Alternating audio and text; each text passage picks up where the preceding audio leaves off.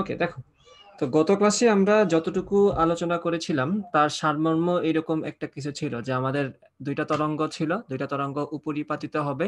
একটা তরঙ্গের সমীকরণ ছিল y1 সমান a1 sin omega t minus kx1, যেখানে সাইনের ভিতরের অংশটাকে আমরা বলতাম থিটা 1, আর y2 ছিল একটা তরঙ্গ যার ইকুয়েশন হচ্ছে এটা, যেখানে সাইনের ভিতরের এই অংশ এটাকে আমরা বলবো থিটা 2।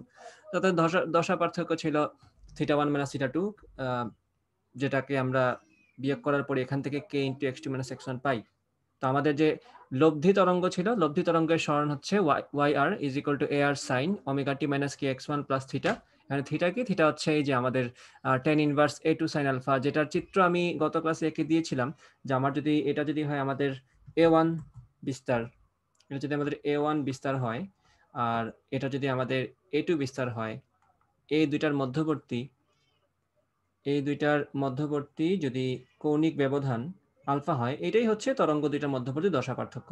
তো স্বাভাবিকভাবেই আমাদের লব্ধি একটা তরঙ্গ তৈরি হবে, এবং সেই লব্ধি তরঙ্গের বিস্তারটা হবে এআর, এবং সেটা আমাদের a1 এর সাথে থিটা কোণ উৎপন্ন করছে।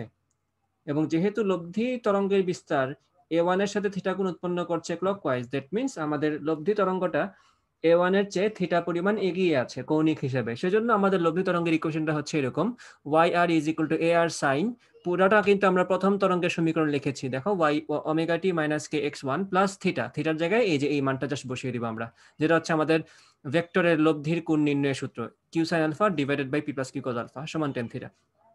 ওকে, সো এখান থেকে আমরা এই যে এআরটাও তো আমরা একইভাবে সামান্তরিক সূত্রের মতো করে পেয়ে যাই, যে এআর সমান root over a1 square plus a2 square plus 2a1 a2 cos alpha. এটাকে ভেঙে এইভাবে লেখা যায়, এটাকে এইভাবে রাখলাম। আবার অপর পাশে আমাদের এই জায়গাটা আসার পরেই আমি চলে গেছিলাম ক্লাস শেষ করে হঠাৎ করেই। তো আই সমান, বা এটা হচ্ছে আমাদের তীব্রতা, তরঙ্গের তীব্রতা। এই টপিকটা আমরা তরঙ্গ চ্যাপ্টারে পড়েছিলাম ফার্স্ট পেপার পড়ার সময়। সেটা হচ্ছে 2 pi squared a squared f squared rho v, যেখানে a হচ্ছে বিস্তার, f হচ্ছে তরঙ্গের কম্পাঙ্ক, রো সমান হচ্ছে ঘনত্ব মাধ্যমের, v হচ্ছে তরঙ্গের বেগ, ওই মাধ্যমে তরঙ্গের বেগ।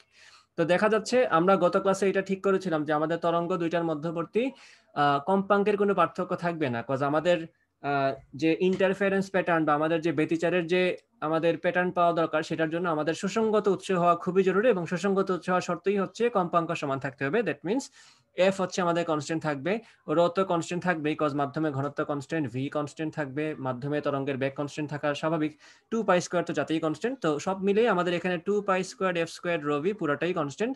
তাইলে আমাদের আই সমান কি হয়ে যায়, পুরোটা যেহেতু কনস্ট্যান্ট লিখে দিলাম এটার জায়গায় এম ইন্টু এ স্কোয়ার। আমরা লিখতে পারি আমাদের তরঙ্গের তীব্রতা বিস্তারের বর্গের সমানুপাতিক, যেখানে আই তীব্রতা এই যে লিখে রাখছি, এ সমান বিস্তার। তো এই ইকুয়েশনটাকে সাজিয়ে এখানে এইভাবে লেখা যায় যে এ স্কোয়ার অর্থাৎ বিস্তারের বর্গ সমান আই ডিভাইডেড বাই এম, যেখানে এম হচ্ছে কনস্ট্যান্ট, এই এম সমান কি 2 পাই স্কোয়ার এফ স্কোয়ার রবি, যেটা একটা নির্দিষ্ট মাধ্যমে ফিক্সড থাকবে আমাদের ওই তরঙ্গের জন্য, ওই দুইটা তরঙ্গের জন্য। ঠিক আছে, কারণ তাদের কম্পাঙ্ক সেম। আচ্ছা, এখন আমরা বিস্তারের ইকুয়েশন যেটা পেয়েছিলাম, লব্ধি বিস্তারের ইকুয়েশন থেকে আমরা লব্ধি তীব্রতার ইকুয়েশনে যাব। জাস্ট কি করবো খেয়াল করো, এ স্কোয়ার যেহেতু আই ডিভাইডেড বাই এম, তো এই জিনিসটাই আমরা এখানে লিখতে থাকবো। এ আর স্কোয়ার মানে কি, লব্ধি তরঙ্গের বিস্তারের বর্গ। ঠিক আছে, তো সেক্ষেত্রে ওই বিস্তারের এগেনস্টে আমরা লব্ধি তরঙ্গের তীব্রতা কি পাবো, I R divided by M, তাই না? এই যে দেখো আই বাই এম যেরকম, তো লব্ধি তরঙ্গের বিস্তারের জন্য আমাদের আসবে I R by M. a1 স্কোয়ারের জন্য আসবে i1 বাই এম, ধরে নিচ্ছি প্রথম তরঙ্গের তীব্রতা হচ্ছে i1। a2 স্কোয়ারের জায়গায় লিখবো i2 বাই এম, আমরা ধরে নিচ্ছি দ্বিতীয় তরঙ্গের তীব্রতা হচ্ছে i2 divide by M. Okay, plus 2 into, বাকিটা তো বুঝতেছো, a স্কোয়ার যদি i বাই এম হয়, তাহলে a সমান কি হবে, root over i by M. তাহলে আমরা কি করলাম, রুট গুলাকে উপরে নিচে আলাদাভাবে লিখলাম, যে root over i1 by root over m, আর এখানেও লিখলাম a2 জায়গায় root over i2 by root over m into cos alpha তো আছেই। এখন এটাকে যদি সুন্দর করে সাজিয়ে দেখবা, root over m into root over m হয়ে যাচ্ছে আমাদের কি এম, কজ রুট রুট গুণ করলে সেমই থাকবে, এম হয়ে যাবে এটা, আর উপরে রুট ওভার i1 i2 থাকবে। তাহলে খেয়াল করো এক টানে কিন্তু আমাদের সবগুলা এম কাটা চলে যায়, এই যে এম এম এম এম কাটা। তারপরে দেখো আমি কি পাচ্ছি এখানে, আই আর সমান i1 plus i2 plus 2 into root over i1 into i2 into cos alpha. তো আমাদের একসাথে বিস্তারের ইকুয়েশনে পেয়ে গেলাম, এট দ্য সেম টাইম আমরা তীব্রতার ইকুয়েশনটাও পেয়ে গেলাম। আশা করি এতটুকু সবাই বুঝতে পারছো, কোনো সমস্যা আশা করি এতটুকুতে নাই কারো নাকি? আচ্ছা, ভাই কি স্ক্রিনশট গুলো দিবেন স্যার ভাই? আমি বলবেন? পুরা এই যে পুরা পিডিএফটা আমি তোমাদেরকে দিয়ে দিব। আমার নিশ্চয়ই এইসব কালারফুল দেয়া লাগবে তোমাদেরকে। না ভাই এগুলো বুঝতে হবে। আচ্ছা আমি ওটা সহই দিয়ে দিব, সমস্যা নেই। আমার কাছে তো এটা তো লিখে রাখছি আমি, আমার কাছে পিডিএফ আছেই, পুরোটা দিয়ে দিব, এটা সমস্যা নেই। আচ্ছা, তো এখন আমাদের তো জেনারেল ইকুয়েশন বের করা শেষ, যে আমাদের লব্ধি বিস্তারের ইকুয়েশন হচ্ছে এই যে এটা, অথবা তুমি এটাও বলতে পারো, কোনো সমস্যা নেই, এজ ইউর উইশ। কাজ তুমি যখন এআর বলবা সেটা কিন্তু রুট ওভার যখন করছো সামনে কিন্তু একটা প্লাস মাইনাস আসাটা জরুরি। এআর সমান প্লাস মাইনাস রুট ওভার, ঠিক আছে? তুমি উভয় পক্ষে এখান থেকে যদি আসো, এখান থেকে যদি উপরের লাইনে যাও, তুমি কিন্তু উভয় পক্ষে বর্গমূল করবা, তার মানে প্লাস মাইনাস একটা আসতে হবে। ওকে, আচ্ছা। তো বিস্তারের জেনারেল ফরম্যাট পেয়ে গেলাম, লব্ধি বিস্তারের এবং লব্ধি তীব্রতারও জেনারেল ফরম্যাট আমরা পেয়ে গেলাম। এখন আমরা গঠনমূলক ব্যতিচার, যেটা আমরা গত ক্লাসে অ্যানালাইসিস করে বের করেছি, আমাদের দুইটা তরঙ্গের মধ্যে যদি দশা পার্থক্য 0 ডিগ্রি হয়, অথবা 360 ডিগ্রি হয়, অথবা এইরকম ভাবে যদি চলতে থাকে 360 পরে 720 এরকম যদি চলতে থাকে, তাহলে আমরা গঠনমূলক ব্যতিচার পাবো। আমরা তো মিনিমামটা ধরে কাজ করলেই তো হয়ে যায়, সবগুলা ক্ষেত্রে তো একই আনসারই আসবে। 360 ডিগ্রিতে যে ঘটনা 0 ডিগ্রিতে সেম ঘটনা, সো আমরা 0 ডিগ্রি নিয়ে কাজ করব। আবার ওইদিকে ধ্বংসাত্মক ব্যতিচারের জন্য আমাদের কোনটা কত ছিল, মিনিমাম অ্যাঙ্গেলটা বা আমাদের মৌলিক যে অ্যাঙ্গেলটা সেটা ছিল 180 ডিগ্রি। তো 180 degree 3 into 180 degree 5 into 180 degree একই কথা। সো আমরা 180 ডিগ্রি নিয়ে কাজ করব ধ্বংসাত্মক ব্যতিচার বা ডিস্ট্রাকটিভ ইন্টারফারেন্সের জন্য। ওকে, সো গঠনমূলক ব্যতিচারের জন্য দেখো আলফা সমান 0 ডিগ্রি, এটা গত ক্লাস থেকে প্রমাণিত। আমরা জাস্ট এখন কি করব, ওই ইকুয়েশনটাতে যেটা আমরা মাত্র গত ক্লাসে প্রমাণ করলাম প্লাস আজকেও দেখলাম, সেটাতে জাস্ট কজ আলফার জায়গায় কজ 0 ডিগ্রি বসাই দিব। So cos alpha will turn to 1। So আমাদের এখানে পাচ্ছি r squared is equal to a1 squared plus a2 squared plus 2a1 into a2। তো বুঝতেই পারছো এটা হচ্ছে a1 plus a2 whole squared. তো আমি যদি এখন আর লিখতে চাও, উভয় পক্ষে বর্গমূল করতে হবে, সো এটা হয়ে যাবে plus minus a1 plus a2। এটাই স্বাভাবিক, বিকজ তোমার বিস্তার যে সবসময় উপরের দিকে থাকবে এটা কোনো কথা না, লব্ধি বিস্তার তো নিচের দিকে থাকতে পারে। So when the amplitude is upward it will be positive, when the amplitude is downward it will be negative। স্বাভাবিক, এদিকেও থাকতে পারে সর্বোচ্চ বিস্তার, এদিকেও থাকতে পারে সর্বোচ্চ বিস্তার, দ্যাটস ইট। সো এটা হচ্ছে আমাদের গঠনমূলক ব্যতিচারের জন্য আমাদের জেনারেল বিস্তারের সূত্র, a1 প্লাস a2 অথবা a1 প্লাস a2 তো হবেই, বাট সামনে প্লাস মাইনাস থাকবে আর কিছু না। এখন আসো গঠনমূলক ব্যতিচারের জন্য আমাদের লব্ধি তীব্রতা, এখানেও সেম কথা, তীব্রতা যে জেনারেল ইকুয়েশন সেখানে তুমি কজ আলফার জায়গায় 1 বসায় দিতে পারো, কজ 0 ডিগ্রি সমান 1। তো এখানে ইকুয়েশনটাকে একটু নিজের মতো করে সাজাতে হবে, যেটা তোমরা 6-7 এ থাকতে করতা জ্যামিতিক ভাবে, বীজগাণিতিক ভাবে, যে i1 কে লেখা যায় root over i1 whole square, i2 কে লেখা যায় root over i2 whole square plus 2 into root over i1 into root over i2। তো বুঝতেই পারছো কোন দিকে করাচ্ছে এটা। এটা হচ্ছে a square plus b square plus 2 into a into b, তাহলে a plus b whole square, i এর সমান root over i1 plus root over i2 whole square. ঠিক আছে, তার মানে বুঝতেছো যে বিস্তার তোমার তীব্রতা কখনোই নেগেটিভ আসার সুযোগ নেই, কারণ তীব্রতা ইজ অলওয়েজ পজিটিভ, এটা একটা বর্গ সংখ্যা। ঠিক আছে, এটা বর্গ করার পরে আনসার আসবে, so it will always be negative positive. তুমি যদি এটা গ্রাফে প্লট করো তুমি সবসময় এটাকে পজিটিভই পাবা, তীব্রতা কখনো তুমি নিচের দিকে পাবা না, তীব্রতা সবসময় তোমার পজিটিভ। সেই জন্য তোমার লব্ধি বিস্তার এদিকে থাকুক নাকি এদিকে থাকুক, তোমার চোখে সেটা আদৌ কোনো ম্যাটার করে না, কারণ তুমি দিন শেষে উজ্জ্বল আলো দেখবা, এবং নেগেটিভ উজ্জ্বলতা বলতে আসলে কিছু নাই। ওকে, আচ্ছা। তো এই যে আই আর সমান root over i1 plus i2 whole square গেল, এটা আমরা আশা করি বুঝতে পারছি। তাহলে হ্যাঁ বলো। হ্যাঁ, একটা কনফিউশন ছিল যে পথ পার্থক্য আর দশা পার্থক্যের মধ্যে সমস্যা হয়ে যায় মাঝে মাঝে, ওইটা একটু এক মিনিটে একটু বুঝাই দিলে ভালো হতো। আচ্ছা, পথ পার্থক্য দশা পার্থক্যের মধ্যে কোন জায়গায় সমস্যা হয় বলো? মানে কনফিউজড হয়ে যায় কোনটা কি আর কি। পথ পার্থক্য হচ্ছে একটা তরঙ্গ যে পথ অতিক্রম করে একটা পয়েন্টে পৌঁছাইছে, এবং আরেকটা তরঙ্গ সে আরেকটা নির্দিষ্ট দৈর্ঘ্য অতিক্রম করে ওই পয়েন্টে পৌঁছাইছে। ওই যে দুইটা দৈর্ঘ্য আছে, ওই দুইটা দৈর্ঘ্যের পার্থক্য হচ্ছে পথ পার্থক্য। দশা এবং এক্স্যাক্টলি ওই পয়েন্টে তাদের তরঙ্গগতভাবে তাদের যে কৌণিক ব্যবধান, ধরো একটা গিয়ে পৌঁছাইছে এমন ভাবে, এই কোণাতে একটা গিয়ে পৌঁছেছে এমন ভাবে, ধরো একটা তরঙ্গ জাস্ট এইভাবে গিয়ে রিচ করছে, এটাকে ধরো এইভাবে এসে এইভাবে রিচ করছে, ঠিক আছে? হ্যাঁ, ওকে, আর আরেকটা তরঙ্গ গিয়ে রিচ করছে, মনে করো এত মোটা কালি কেমনে হয়, দাঁড়াও আমি কালি চেঞ্জ করে দিই। ওকে, আরেকটা তরঙ্গ রিচ করছে মনে করো ধরো এইভাবে। তখন জাস্ট তুমি বলো যে দুইটা তরঙ্গের মধ্যে দশা পার্থক্য কতটুকু হবে। প্রথম তরঙ্গ আছে 0 ডিগ্রিতে, কারণ সে দেখাই যাচ্ছে এইভাবে যাচ্ছে, তাই না, কালোটা? π/2। হ্যাঁ, তাদের তাদের তাদের মধ্যে তাহলে দশা পার্থক্য হচ্ছে না 180 ডিগ্রি, 180। তাই না? এটা ফুল একটা 180 ডিগ্রি কমপ্লিট করছে, তারপরে নিচের দিকে যাচ্ছে, তাই না? আর তুমি চিত্র দেখে কিন্তু বুঝে যেতে পারো যেটা 180 ডিগ্রি, বুঝতে পারছো? জি ভাইয়া। ওকে, এখন আসো এতটুকু তো আমরা আশা করি সবাই বুঝতে পারছি যে গঠনমূলক ব্যতিচারের জন্য আমাদের লব্ধি বিস্তার কি হবে এবং লব্ধি তীব্রতা কি হবে। এখন ধ্বংসাত্মক ব্যতিচারের জন্য কাহিনী কি? ধ্বংসাত্মক ব্যতিচার মানে কি? দুইটা বিস্তার পরস্পর বিপরীতমুখী থাকবে। ভেক্টরের কনসেপ্ট থেকে এটা বলা যায় যে দুইটা ভেক্টরের মিনিমাম ভ্যালু কত পাবো যখন তারা 180 ডিগ্রি কোণে থাকবে, অর্থাৎ পরস্পরের বিপরীত দিকে থাকবে, সেটাই হচ্ছে আমাদের মিনিমাম লব্ধি আসবে।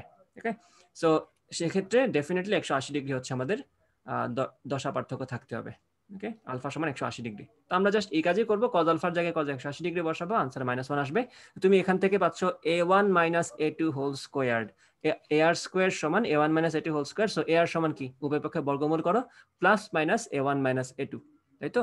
তাহলে তুমি লব্ধি বিস্তার পাচ্ছ প্লাস মাইনাস a1 - a2। তার মানে এটা দেখতেই পাচ্ছ তোমার চোখের সামনে যে লব্ধি বিস্তার মানে ধ্বংসাত্মক ব্যতিচার মানেই যে লব্ধি বিস্তার 0, ব্যাপারটা কিন্তু এরকম না। a1 এর একটা মান আছে, a2 এর আরেকটা মান আছে। আমরা যেহেতু একটাকে বলছি a1 এবং একটাকে বলছি a2, অবভিয়াসলি তারা ডিফারেন্ট, অবভিয়াসলি তারা সমান না। সমান যদি না হয় তাদের বিয়োগফল তো শূন্য হওয়ার কোনো সুযোগ নেই, তাই না? তাহলে অবশ্যই আমরা ধ্বংসাত্মক ব্যতিচারের ক্ষেত্রেও একটা মান পাবো, এবং যেহেতু তার একটা বিস্তার থাকবে অবশ্যই তার একটা তীব্রতা থাকবে, কম হোক সামান্য হলেও একটা তীব্রতা থাকবে। তো তীব্রতা যদি সামান্যও থাকে সেটাকে তো আমরা অন্ধকার বলতে পারি না, তাই না? এখন আসে তীব্রতার ক্ষেত্রে, এখানে আসো, IR সমান I1 + I2 2 × √I1 I2 × -1 cos 180 ডিগ্রির জন্য। তো এখানে আমি পাচ্ছি √I আগেরটার মতো করেই √I1 - √I2 হোল স্কোয়ার। তো এখানেও দেখতে পাচ্ছ তীব্রতা যেহেতু বিস্তার যেহেতু শূন্য হচ্ছে না, তাহলে a1 এবং a2 যেহেতু সমান না, আমরা ধরে নিচ্ছি প্রথমে a1 এবং a2 যেহেতু সমান না, তো অবভিয়াসলি I1 এবং I2 ও সমান না, তাই তাদের রুটের বিয়োগফলও সমান হবে না, মানে শূন্য হবে না। যদি তারা সমান সমান হয়ে যেত তাহলে তো √I1 আর √I2 এর বিয়োগফল শূন্য হয়ে যেত, আমরা লব্ধি বিস্তার শূন্য পেতাম, লব্ধি তীব্রতা এখানে। তো এখানেও যেহেতু আমরা দুইটা আলাদা মান পাচ্ছি, অবশ্যই আনসার কিছু একটা থাকবে, একটা নন জিরো ভ্যালু থাকবে, তাই না? সো এই হচ্ছে কথা। তাহলে বইয়ে যেটা বলা আছে সেটা হচ্ছে ধ্বংসাত্মক ব্যতিচার মানেই হচ্ছে আমাদের লব্ধি শূন্য বা লব্ধি বিস্তার শূন্য। কথাটা সত্য না, কিন্তু ধ্বংসাত্মক ব্যতিচারের ক্ষেত্রে আমরা তখনই একদম শূন্য বিস্তার পাবো, কখন পাওয়া পসিবল বলতো? এক্সাক্ট সেম a1 আর a2 সমান হবে। হ্যাঁ, যদি a1 এবং a2 এক্স্যাক্টলি সেম হয়ে যায়, যদি তারা সমান হয়ে যায়, দেন উই ক্যান সে যে আমাদের লব্ধি যে বিস্তার সেটা শূন্য হবে। তো সেটা আমি পরে লিখে রাখছি, এই যে এখানে বিস্তার যদি সমান হয়ে যায়, যেটা হচ্ছে আমরা পরবর্তীতে এই কেস নিয়ে আলোচনা করব। কারণ তোমরা খেয়াল করে দেখবা, আমরা যখন তরঙ্গ নিয়ে আলোচনা করি আমাদের ম্যাক্সিমাম ম্যাথে বা ম্যাক্সিমাম সূত্রের প্রমাণে ইকুয়েশনটাতে কিন্তু এরকম থাকে। আমার কালি এত মোটা হয়ে গেল কেন? আমি জুম ইন করছি বিষয়ের জন্য। এ সাইন থাকে, অপরটা তো এ সাইন থাকে, এবং এইটারও কিন্তু একটা যথেষ্ট সুন্দর তাৎপর্য আছে যে বিস্তার কেন সমান হতে হয়, বিস্তার সমান না হলে ঝামেলাটা কোন জায়গায় সেটাও বুঝতে পারবা একটু পরে। ওকে, ঝামেলাটা কোন জায়গায় এখানে দেখাই দিই। তাইলে ধরো দুইটা তরঙ্গ সমদশায় আপদে, অর্থাৎ তাদের আলফা যদি 0 ডিগ্রি হয় তাহলে আমি সর্বোচ্চ বিস্তার পাচ্ছি। ফাইন, ধরে নাও যে একটা তরঙ্গের বিস্তার হচ্ছে, ধরো একটা তরঙ্গের বিস্তার আমি এখানে লিখে দিই, একটা তরঙ্গের বিস্তার মনে করো ফর এক্সাম্পল এটা বলতে পারো 200, আরেকটা তরঙ্গের বিস্তার মনে করো 20। ওকে, সো যদি তারা 0 ডিগ্রি অ্যাঙ্গেলে আপতিতে হয় দুইটা তরঙ্গ কোন একটা পয়েন্টে, তাহলে আমরা লব্ধি বিস্তার কি পাবো? a1 + a2 প্লাস মাইনাস, হয় পজিটিভ দিকে 220 পাবো, না হয় নেগেটিভ দিকে 220 পাবো। অর্থাৎ এই ক্ষেত্রে আমরা ar সমান পাচ্ছি 220।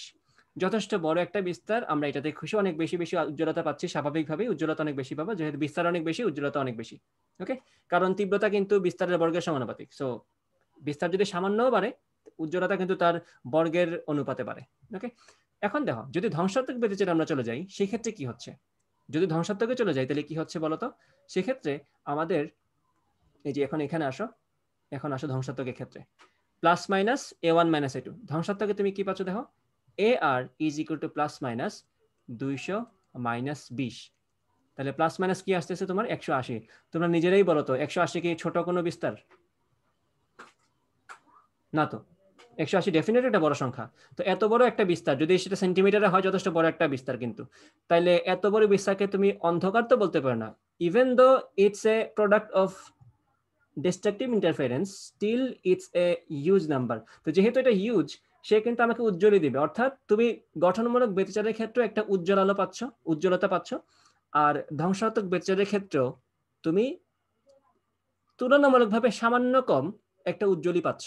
অর্থাৎ তুমি প্যাটার্নের মধ্যে উজ্জ্বল দেখবা, কম উজ্জ্বল দেখবা, উজ্জ্বল দেখবা, কম উজ্জ্বল দেখবা। তোমার তো উদ্দেশ্য এটা না। তুমি চাচ্ছি না যে ইন্টারফারেন্স প্যাটার্নে যাতে আমি আলো দেখি, অন্ধকার দেখি, আলো দেখি, অন্ধকার দেখি। তাহলে এত বড় যদি আলো হয়, এবং বিশ্বাস রাখো যে এর চেয়ে কম কিন্তু হবে না, কারণ এটাই হচ্ছে মিনিমাম, এটাই হচ্ছে ডিস্ট্রাকটিভ। এই জন্যই বলা হচ্ছে যে দুইটা তরঙ্গ সবচেয়ে বিপরীতমুখী যে অবস্থান সম্ভব সেটাই হচ্ছে 180 ডিগ্রি, কজ 180 ডিগ্রির ক্ষেত্রে। তো সেটার ক্ষেত্রে যেহেতু আনসার আসছে 180, তো এর চেয়ে ছোট তো হবে না, এর চেয়ে বড় হবে। 220 আর 180-র মধ্যে যদি থাকে গঠনমূলক আর ধ্বংসাত্মকের চলাফেরা, তাহলে তো তুমি সব আলোই দেখবা। তুমি 220-এর সাথে 180-র তো পার্থক্য করতে পারবে না। অর্থাৎ জিনিসটা হচ্ছে এরকম যে একটা 100 ওয়াটের বাল্ব, তার পাশে জ্বলতেছে একটা 80 ওয়াটের বাল্ব, এইরকম। তুমি যেদিকেই তাকাবা অন্ধকার দেখবা না, ডেফিনেটলি তুমি আলোই দেখবা। ওকে, সো এই জিনিসটা যাতে না হয় সেজন্য আমরা যেটা করি, আমরা ট্রাই করি যাতে আমাদের বিস্তার সমান হয়। বিস্তার সমান হলে কি হয় খেয়াল করো, সমান যদি নাও হয় কাছাকাছি যাতে থাকে। সেক্ষেত্রে কি হবে দেখো, একটা যদি হয় 200, একটা যদি হয় 180, তখন জিনিসটা মানে রিজনেবল। কারণ তখন গঠনমূলক হলে হবে 380, আর ধ্বংসাত্মক হলে হবে 280 থেকে 180 বাদ দাও 20। অর্থাৎ একটা হিউজ গ্যাপ তুমি দেখতে পাচ্ছ বিস্তারের মধ্যে। এটা যদিও এটা মিটমিট করে জ্বলবে, বাট এই আলোর তীব্রতার তুলনায় এই আলোর তীব্রতা কিছুই না। হিসাবটা আশা করি বুঝতে পারছো। তাহলে আমরা এটা ট্রাই করব যাতে তাদের বিস্তারটা কাছাকাছি থাকে। খুব বড় যদি গ্যাপ থাকে তাইলে আমরা গঠনমূলকের ক্ষেত্রে তো খুশি, আমরা অনেক বেশি উজ্জ্বলতা পাবো, তাও অনেক বেশি না। 200-র সাথে 20 হইলে আর কি হবে, 220। অরিজিনাল প্রথমটা যেরকম ছিল অলমোস্ট তুমি একই রকম ভাবেই দেখতে পাবা। কিন্তু ধ্বংসাত্মকের যে মজাটা তুমি পাইতে চাচ্ছিলা যে অন্ধকার দেখা যাবে, সেটা তুমি দেখবা না, কারণ it will be another light, একটু কম ব্রাইটনেস, বাট ওইটাও লাইট হবে। সেই জন্য আমাদের বিস্তার সমান হতে হয়, যাতে গঠনমূলকের ক্ষেত্রে যোগ হয় এবং একটা বড় সংখ্যা পাই, আর ধ্বংসাত্মকের ক্ষেত্রে যাতে এমন বেশি পার্থক্য থাকে যাতে বিয়োগফলটা অলমোস্ট জিরোর কাছাকাছি হয়ে যায়। ওকে, সো দেখো বিস্তার যদি সমান হয় সেই ক্ষেত্রে কি পাচ্ছি আমরা, a1 সমান a2 সমান a। ওকে, তাহলে আমরা সূত্রগুলোকে আবার নতুন করে লিখি। এ আর স্কোয়ার সমান, এখানে তো সবই a1 a2-র জায়গায় সবই a বসবে, তো a square plus a square plus 2a square into cos alpha.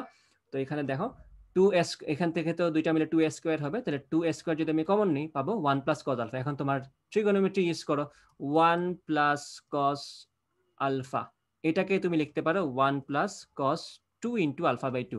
1 plus cos 2 theta সূত্র কি, 2 কজ স্কোয়ার্ড আলফা, তাই না? এখন তো আলফা ধরতেছি আমরা আলফা বাই 2 কে, তাই তো?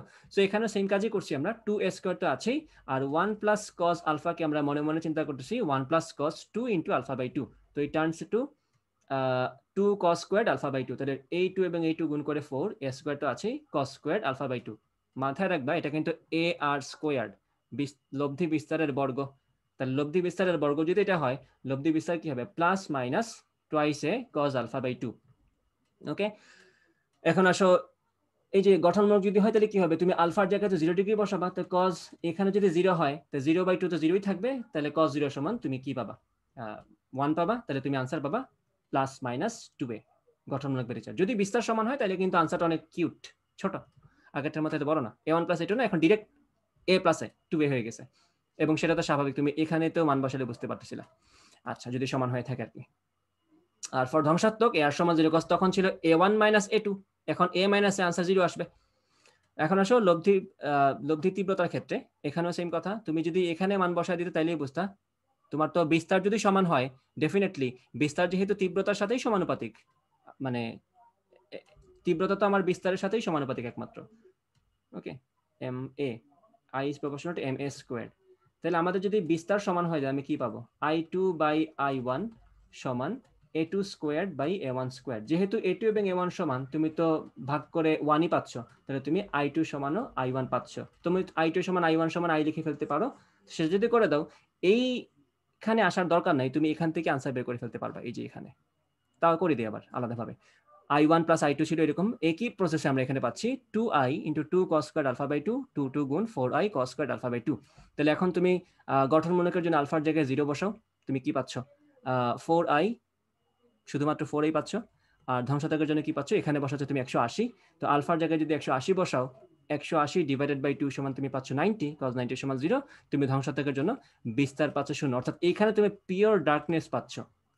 আগে কিন্তু এরকম তুমি পিওর ডার্কনেস পাও না, কিছু না কিছু কিন্তু পাইছিলা, তখন ছিল √i1 মাইনাস √i2 সামথিং। ওকে, এই যে একটু আগে যেখানে এখানে ছিল যে √i1 - √i2 হোল স্কয়ার, মান সামান্য হলেও কিছু ছিল, কিন্তু এখন যেহেতু তোমার বিস্তার সমান, সো ডেফিনেটলি তীব্রতাও সমান থাকবে, cause other things are constant. তো তুমি এখানে লব্ধি তীব্রতা শূন্য পাচ্ছ। অর্থাৎ তোমার যদি দুইটা তরঙ্গের বিস্তার সমান থাকে সেই ক্ষেত্রে তুমি একদম ডার্কনেস পাওয়ার সুযোগ থাকে। বিস্তার সমান না হলে তুমি দুনিয়া উল্টায় ফেলাইলেও তুমি অন্ধকার পাবা না, তুমি সামান্য হলেও আলো পাবা, হয়তো এমন বেশি আলো পাবা, গ্যাপ যদি সামান্য থাকে তাহলে তীব্রতা অনেক বেশি হবে।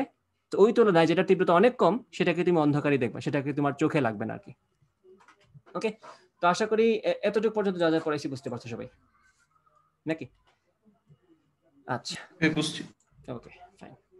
এখন আসো হাইগেন্সের তরঙ্গ তত্ত্ব। হাইগেন্সের তরঙ্গ তত্ত্ব নিয়ে আসলে আমার বাংলা ভাষায় কিছু বলার নাই, এই তরঙ্গ তত্ত্ব আসলে আছে, ওটা জাস্ট ইউজ করা যায়।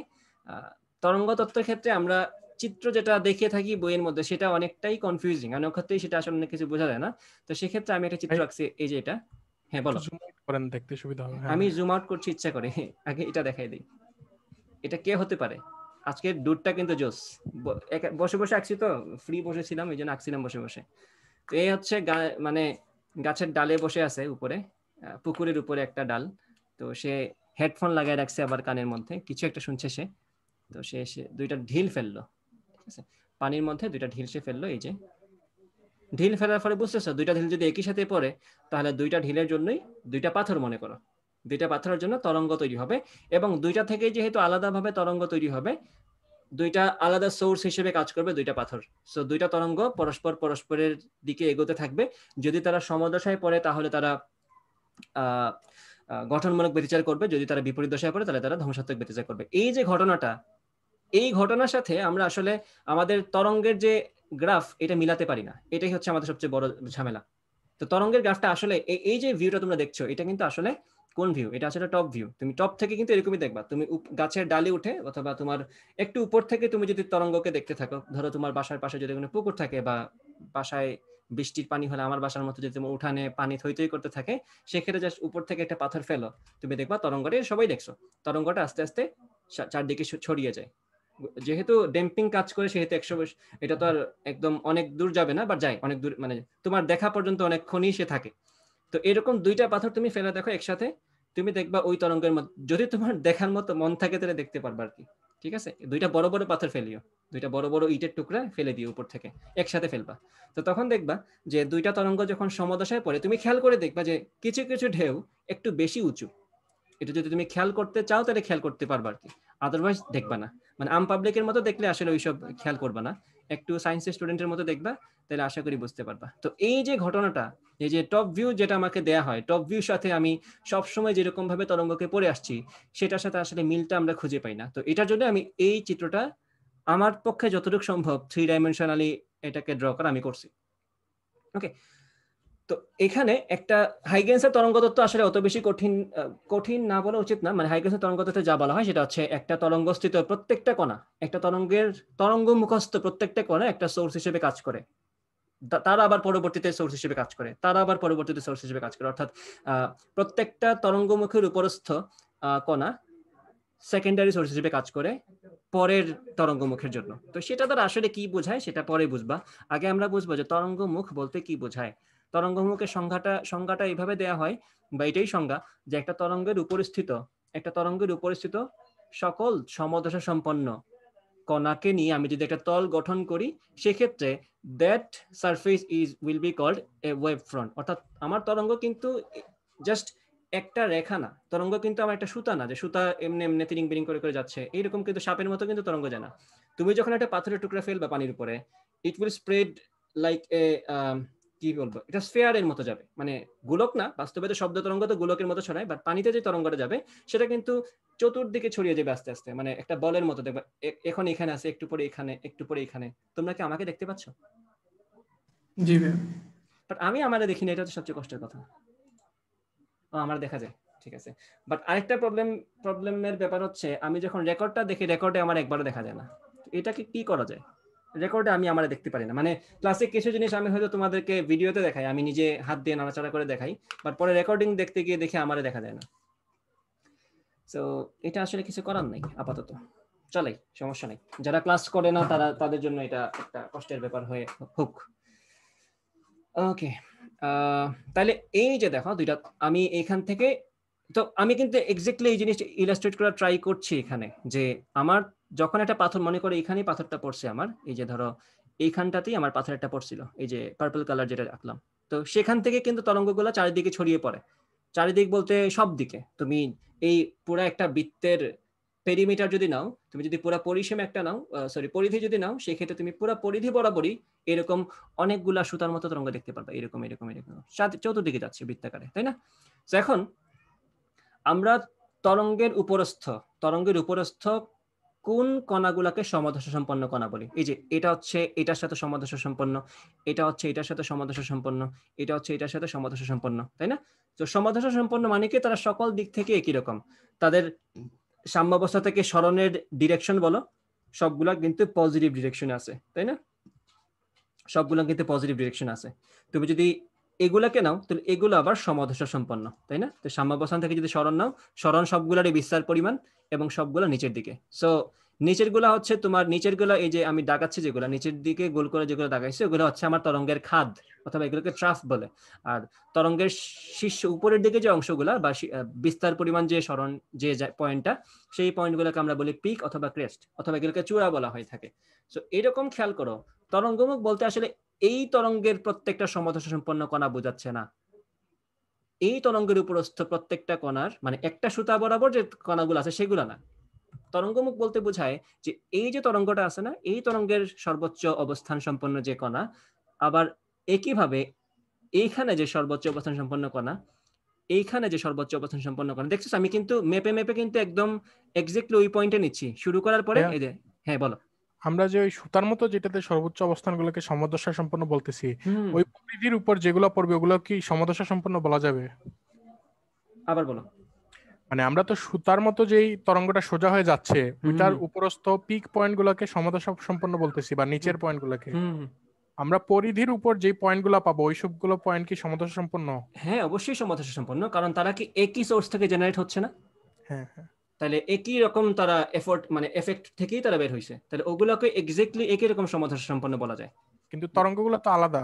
হ্যাঁ, তরঙ্গগুলো আলাদা, আচ্ছা, ওই জন্য জিজ্ঞেস তরঙ্গগুলোকে আলাদা। হ্যাঁ, ওকে, এখন দেখো, মানে আমরা যেভাবে তরঙ্গকে ইমাজিন করি সেগুলো আলাদা আর কি। এটাকে এনে মানে হোল একটা তরঙ্গই বলা হয় যেটা ছড়িয়ে যাচ্ছে। বাট আমরা তরঙ্গ যেভাবে পড়ছি, আমরা কি একটা সুতা দিয়ে পড়ছি না তরঙ্গ? হ্যাঁ ভাই, বা ওইটাই। আমরা ইমাজিন করার সময় কিন্তু আমাদের সিম্পলিসিটির জন্য একটা সুতাকেই নিয়ে কাজ করি, বাট তরঙ্গ তো আসলে একটা সুতা না, এটা তো অনেকগুলা, মানে লক্ষ লক্ষ সুতার সমষ্টি।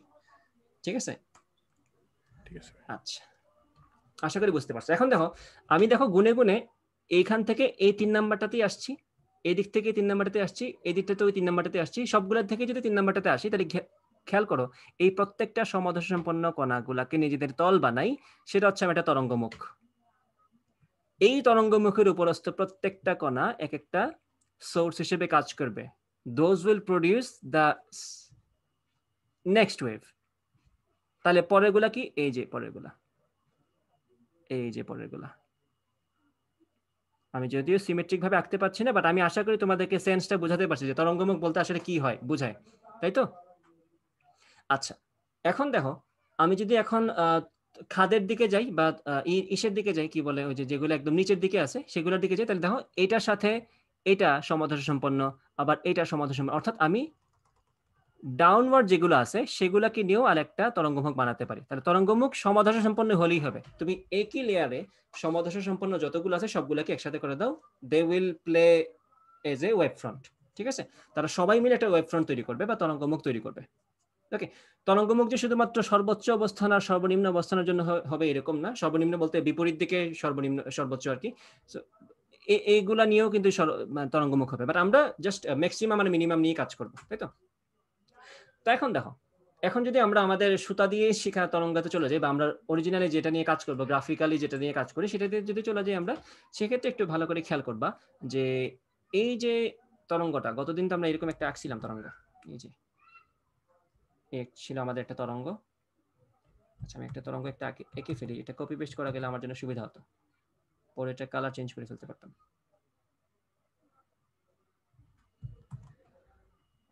এক্স্যাক্টলি সিমেট্রি আঁকতে পারি না রে ভাই। তরঙ্গের ছবি পাইলে আইনা বসাই দিতাম। ওকে, এখন আমরা এটাকে আমি নিয়ে কপি করে পেস্ট করে দিই এবং এটার কালার আমি চেঞ্জ করে লাল করে দিই। এখন ঠিক আছে, সো এই তো ঠিক আছে। তো এখন দেখো দুইটা তরঙ্গ যদি সমদশায় মিলিত হয় তাহলে কি হবে? একই কথা বারবার বলে লাভ নাই, তারা সর্বোচ্চ সরণ তৈরি করবে, বা যেদিকে থাকুক তারা ম্যাক্সিমাম তৈরি করবে। উপরের দিকে ম্যাক্সিমাম করবে, নিচের দিকেও ম্যাক্সিমাম করবে।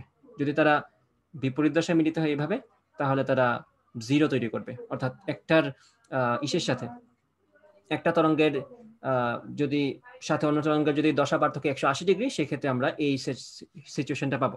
বা তরঙ্গ তো নিজেকে আবার করবে না, ডিস্ট্রাকটিভ কিছু দিবে না, সেটা তার মধ্যে করে যাচ্ছে। এখানে কিন্তু সবগুলো একই রকম ভাবে যাচ্ছে, এগুলা সবই কিন্তু একই সোর্স থেকে আগত তরঙ্গ। তাহলে এখানে কিন্তু কোনো ডিস্ট্রাকটিভ ইন্টারফারেন্স তুমি পাবা না, কারণ সবাই একই সোর্স থেকে যাচ্ছে, তো সবাই সবার মতো করে এইভাবে যাচ্ছে। এখানে কোনো বিপরীত দশা বলতে কোনো কিছু কিন্তু নাই, মানে উপরিপাতনের কোনো ব্যাপার কিন্তু এখানে আসে নাই। উপরিপাতনের ব্যাপার তখনই আসবে যখন আমাদের এই ভাইয়ের দ্বারা নিক্ষিপ্ত দুইটা পাথরের হিসাব আমরা করব। এই যে দুইটা পাথর নিয়ে যখন আমরা কাজ করব, তখন জাস্ট চিন্তা করো, আমরা একটু খেয়াল করবা, এই তরঙ্গ যখন আঁকছিলাম তখন এটা আমাদের নিজস্ব কনভেনশন, বা আমাদের বইগুলোতে এইভাবেই কনভেনশন ফলো করা হয় যে যদি তরঙ্গের উপরস্থ আমরা সর্বোচ্চ অবস্থানওয়ালাগুলোকে নেই, সেগুলোকে যদি আমি লাইন দ্বারা প্রকাশ করি, কার্ভড একটা লাইন দ্বারা প্রকাশ করি এইভাবে, সেক্ষেত্রে আমরা বিপরীত দশা মানে অপোজিট ডিরেকশনে যে নিচের দিকে যেগুলো আছে, যে ট্রাফ যেগুলো আছে বা নিচের দিকে যেগুলো আছে, সেগুলোকে আমরা প্রকাশ করবো ডটেড লাইন দিয়ে, যেটা আমি এখানে করে আসছি। এখানে এগুলোকে আমরা প্রকাশ করবো ডটেড লাইন দিয়ে। তাহলে এখন বলো ডটেড লাইন মানে কোন জায়গাগুলা? এই জায়গাগুলো না ডটেড লাইন মানে? জি ওকে, ঠিক আছে। তাহলে এখন দেখো এই যে দুইটা তরঙ্গ মিলিত হয়েছে, আমি যদিও তাদেরকে কালার সেম করতে পারি নাই, সরি কালার আলাদা করতে পারি নাই, তারপরেও আমি একটু এখানে ঝামেলা করে দিই। একটু ঝামেলা না করতে পারলে আবার হবে না। এই যে এটাকে আমি লাল করে দিই, এটা লাল। কালার চেঞ্জ না করলে আসলে তোমাদের সাথে কথা বলতে কষ্ট হবে আমার, আমি কালারে বিশ্বাসী। হে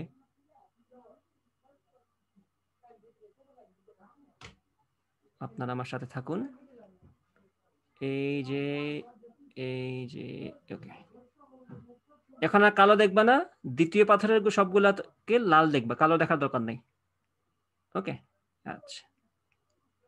এই যে আর আমরা যেটা করব সেটা হচ্ছে মাঝখানে যে সাদা জায়গার পুরোটাই তো আর এই পয়েন্ট না। এখানে তো এই পয়েন্টও আছে, এই পয়েন্টও আছে, এই পয়েন্টও আছে, এই পয়েন্টও আছে, বাট আমরা শুধুমাত্র একদম বটম মোস্ট পয়েন্ট যেটাকে আমরা ট্রাফ বলি বা খাদ বলে থাকি, সেটাকে আমরা এখানে ভিজুয়ালাইজ করবো, অর্থাৎ এগুলোকে আমরা ডট দিয়ে প্রকাশ করব।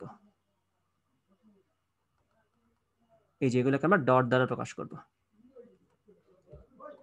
আশা করি বোঝা যাচ্ছে ব্যাপারগুলো, এই যে ডটের সাথে ডট। তাহলে এখন বলো, যদি এখন আমি তোমাদেরকে একটা তরঙ্গ দেখাই, এখানে এই যে তরঙ্গ দুইটা ছিল আমাদের, এইখানে যেটা ছিল, এই ব্রো তুমি আসো এখানে, এই যে দুটো তরঙ্গ ছিল, এইভাবে যদি থাকে তাহলে এইভাবে যদি থাকে, দেখো এইভাবে যদি থাকে তাহলে কার সাথে কে মিলিত হচ্ছে বলো তো?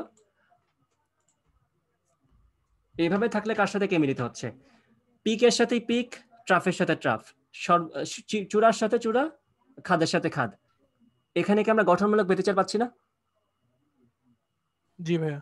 ওকে, তো সেক্ষেত্রে আমি যদি এই জায়গাতে আসি, দুইটা তরঙ্গের যদি এইরকম সিচুয়েশন হয়, অর্থাৎ মানে কি একটা ডটের সাথে আর একটা ডট ইন্টারসেক্ট করলো, তাহলে এই জায়গাতে আমরা কি পাবো? সে কি আরো বেশি পরিমাণে নিচে চলে যাবে না?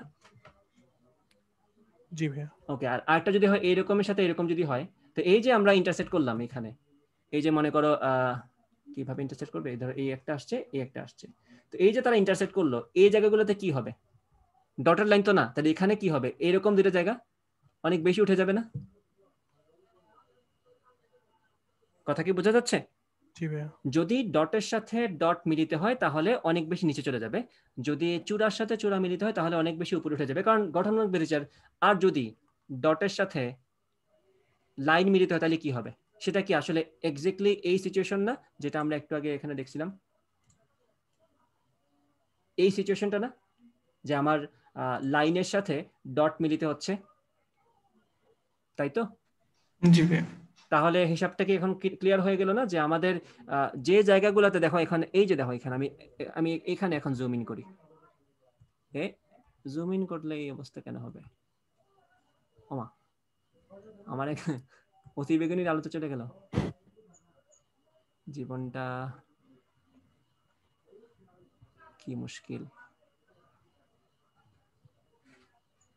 আচ্ছা, আমি বিসমিল্লাহ করে এখন যাই, আশা করি কোনো সমস্যা হবে না, আমার আমলে সমস্যা আছে।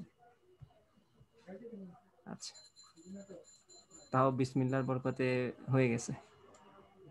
ওকে, এখন ভালো করে তাকাও, আমরা একটু একটু করে এখন দেখতে থাকি। এই যে জায়গাটা এখানে বলতো কার সাথে কে মিলিত হয়েছে? লাইনের সাথে কে মিলিত হয়েছে? ডট না, নাকি অন্য একটা লাইন? এই জায়গায় হলুদ রঙের জায়গাটাতে লাইন আর ডট। লাইন আর ডট, তাহলে এখানে আমরা কি পাবো? ধ্বংসাত্মক না? ধ্বংসাত্মক। যদি দুইটা পাথরের ভর এক্স্যাক্টলি সমান হয়ে থাকে, যদি দুইটা পাথর এক্স্যাক্টলি একই টাইমে পড়ে, সেই ক্ষেত্রে দুইজনেরই মানে একই টাইমে পড়া জরুরি না, যদি পাথর দুইটার ইম্প্যাক্ট সমান হয়ে থাকে পানির উপরে, সেই ক্ষেত্রে দুইটার জন্য কি বিস্তার সমান না আমাদের? তাই তো? ওকে, দুইটার জন্য যদি বিস্তার সমান হয়ে থাকে, তাহলে একটার হচ্ছে এইরকম অবস্থা আর একটার হচ্ছে সমান পরিমাণ এরকম অবস্থা। আমরা কি পাবো? কোনো ঢেউ পাবো নাকি এটা একদম ফ্ল্যাট হয়ে যাবে? ফ্ল্যাট হয়ে যাবে। এই জায়গাতে আমরা একটা ফ্ল্যাট পাবো। আবার ধরো এই জায়গাটাতে, এখানটাতে মনে করো এই জায়গাটাতে, এই হলুদটাতে কি হচ্ছে? লাল লাইনের সাথে কালো লাইন মিলিত হয়ে গেছে, তাহলে এখানে আমরা দুইটাই সর্বোচ্চ অবস্থায় পাচ্ছি, অর্থাৎ এখানে আমরা অনেক বেশি একটা বিস্তার পাবো, দুইটা মিলিত বা গঠনমূলক বেড়ে যা হচ্ছে। ওকে, আবার দেখো এখানে কিন্তু এরকমও সিচুয়েশন আছে যেখানে আমার ডটের সাথে ডট মিলিত হচ্ছে। যেমন ধরো এই জায়গাটাতে আমি যদি আঁকতে পারি না ঠিক মতো, আমি যদি লালের একটা ডট নিয়ে আসি এই দিক থেকে, ধরে লাল রঙের একটা ডট নিয়ে আসি, এই যে লালের একটা ডট আসছে, সো এই জায়গাটা একটু দেখো তো, এখানে কি লালের ডটের সাথে কালোর ডট মিলিত হচ্ছে না? জি ভাই। তো এখানে দুইটা ট্রাফ মিলিত হচ্ছে, অর্থাৎ আমরা দুইটা মিলিত ভাবে আমরা এটা পাবো। তার মানে হচ্ছে ডটের সাথে ডট মিলিত হইলেও আমরা গঠনমূলক পাচ্ছি, ট্রাফের সাথে পিকের সাথে পিক অথবা লাইনের সাথে লাইন মিলিত হইলেও আমরা গঠনমূলক গতিতে পাচ্ছি। আমরা গঠনমূলক পাচ্ছি না কখন, বা ধ্বংসাত্মক পাচ্ছি কখন? যখন একটা লাইনের সাথে একটা ডট মিলিত হচ্ছে। আমি কি বোঝাতে পেরেছি কথাগুলো? ভাই আমরা প্রথমে যে লাইনের সাথে লাইন মিলাইছিলাম, ওই যে হলুদ দিয়ে মার্ক করা, হ্যাঁ, ওইটার ঠিক পাশের পয়েন্টেই তো আবার ডটের সাথে ডট মিলতেছে। হ্যাঁ, তো সেই জায়গায় আমরা ডটের সাথে মানে এটা ঠিক পরের পয়েন্টে আমরা এইরকম ছিল প্রথমটাতে, পরের জায়গাতে গিয়ে এটা এরকম হয়ে যাবে। হ্যাঁ, আচ্ছা ভাই, বুঝতে পারছো? ক্লিয়ার? হ্যাঁ হ্যাঁ। হ্যাঁ, তুমি যদি একটা কম্পাস দিয়ে একদম পারফেক্ট দুইটা আমি এরকম বৃত্ত বলতেছিলাম আঁকো, যে এই যে আমরা একটা তো ধরেন একটা পরিধি নিলে, ওই পরিধির এক জায়গা হচ্ছে ধ্বংসাত্মক, এক জায়গায় এরকম পাওয়া যাবে। হ্যাঁ, কারণ ওই পরিধিগুলো তো আসলে কি, ওই পরিধিগুলো তো আসলে এক হচ্ছে একটা তরঙ্গ, এক একটা, ওই পরিধির এক একটা পয়েন্ট, ওই এক একটা পরিধির এক তরঙ্গ। একটা পয়েন্ট এক একটা তরঙ্গ, এক একটা সুতা। জি ভাই, বুঝতে পারছি। এই যে এইরকম সুতা কিন্তু অসংখ্য, ঠিক আছে? তো এই হচ্ছে মোটামুটি তোমাদের আমি যতটুকু সম্ভব ভিজুয়ালাইজ করাতে পারি তরঙ্গমুখ, সেটা করালাম পানির তরঙ্গের ক্ষেত্রে। তো same thing goes for light also, লাইটের ক্ষেত্রে একই রকম ভাবে কাহিনীগুলো ঘটে থাকে। তো লাইটের ক্ষেত্রে এটা একই রকম ভাবে যেহেতু কাজ করে, আমরা তখন আলোর ব্যতিচার অথবা আলোর ইন্টারফারেন্স নিয়ে কাজ করতে পারি, যে আলোক তরঙ্গ উপরিপাতন হলে আসলে কি ঘটে। তো এখানে তোমার পানির তরঙ্গের ক্ষেত্রে তুমি যা দেখতে পাচ্ছ, আলোর তরঙ্গের ক্ষেত্রে এক্স্যাক্টলি তাই ঘটবে। ওকে, আচ্ছা।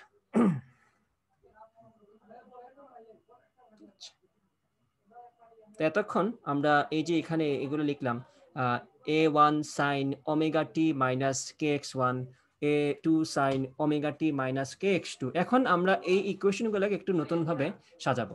এখন যেহেতু আলো নিয়ে আমরা কথা, এতক্ষণ কিন্তু আমরা জাস্ট নরমাল তরঙ্গ নিয়ে কথা বলছিলাম, জেনারেলাইজড ওয়েতে আমরা যে কোনো তরঙ্গ নিয়ে কথা বলছি। এখন আমরা স্পেসিফিক্যালি আলো নিয়ে কথা বলবো, ঠিক আছে? আমি এরপরে লিখতে পারিনি, আমার সময় ফুরিয়ে আসছে।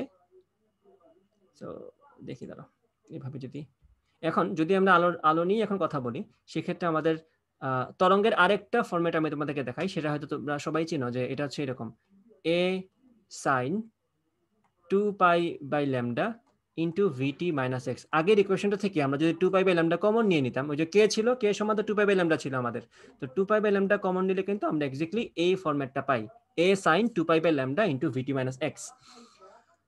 তো যদি সেটা আলোর তরঙ্গ হয়ে থাকে, আমরা ভি এর জায়গায় শুধুমাত্র সি বসাই দেব, আর কোনো সিগনিফিকেন্ট চেঞ্জ কিন্তু আমরা ইকুয়েশনের মধ্যে ঘটাবো না। এটাই একমাত্র চেঞ্জ হবে, আমরা ভি এর জায়গায় সি বসিয়ে দিব। তো যদি আমাদের আলোর তরঙ্গ এখন চলে আসে মানে আমাদের কনসিডারেশনে, তখন আমরা বলবো আলোর তরঙ্গ। আমি যে কত বিয়া খাচ্ছি আর কত বিয়ার আলাপ দেখতেছি।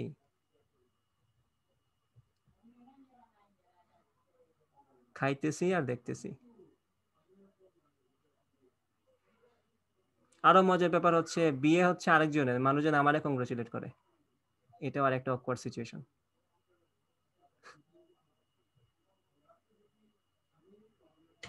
অ্যাডভান্স করে রাখে ভাইয়া। বাট এটা অকওয়ার্ড না? তুমি তোমার ফ্রেন্ডের সাথে ছবি দিছো, ফ্রেন্ড তোমার ফ্রেন্ডের বিয়ে হচ্ছে, তোমারে কংগ্রেচুলেট করতেছে মানুষ এসে। সো এটা কিছু বলে নাই ভাই আপনাদের? এটাই তো বলতাম, মানুষজন এসে স্টোরিতে রিপ্লাই দিচ্ছে এইসব, পরে এসে বুঝতে পারছে যে এটা আমার ফ্রেন্ড।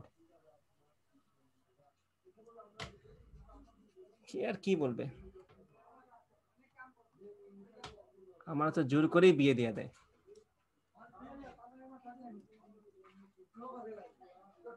আচ্ছা সমস্যা না, চিন্তা করেন, আমি দাওয়াত দিব তোমাদেরকে, বিয়ে শাদী ঠিক হইলে সবাই দাওয়াত পাবো, চিন্তার কোনো কারণ নাই। ইনশাআল্লাহ। ইনশাআল্লাহ। যে সেটা কবে হবে সেই গ্যারান্টি আমি দিচ্ছি না, সো বাট ইনশাআল্লাহ দাওয়াত পাবা। আচ্ছা, সো আলোর তরঙ্গ যদি আমরা নিয়ে কথা বলি, সেক্ষেত্রে আমাদের এই কালি দেখলেই তো মেজাজটা গরম হয়ে যায়, এত মোটা কালি কেন? দেখো আবার চিকন, ওকে, এটা হচ্ছে এ পারফেক্ট। ওয়াই সমান আমরা লিখতে পারি, তখন আমরা জেনারেলটাকে লিখে ফেলি। আলোর তরঙ্গটা হচ্ছে আমাদের এরকম যে y is equal to a, তরঙ্গের বিস্তার আমরা ধরলাম a sine 2 pi divided by lambda, যেটা হচ্ছে তরঙ্গ দৈর্ঘ্য, ইনটু এখানে লিখবো সিটি মাইনাস এক্স। ঠিক আছে, এবং যথারীতি আমরা তো একটা মাধ্যমেই আলোর বেগ নিয়ে কথা বলবো, সো ওইটা আমরা ধরে রাখছি শূন্য মাধ্যম, সো সি আমরা 3 × 10⁸ বসাতে পারি, যদি দরকার পড়বে না এটা ওইভাবে এখানে। সেই হচ্ছে আমাদের আলোর তরঙ্গের general formula, y is equal to a sin 2 pi by lambda into ct minus x. ঠিক আছে, আচ্ছা, তো এখন যদি দুইটা তরঙ্গ নেই এভাবে আমরা আলোর, যে ক্ষেত্রে আমরা আগে তো আমরা সবকিছু ঠিকঠাক করে আসছি যে আমার তরঙ্গটা কেমন হওয়া উচিত, আমার তরঙ্গের কম্পাঙ্ক সমান থাকতে হবে, তরঙ্গের কম্পাঙ্ক সমান থাকতে হবে এবং তরঙ্গের বিস্তার সমান থাকতে হবে, so that we gate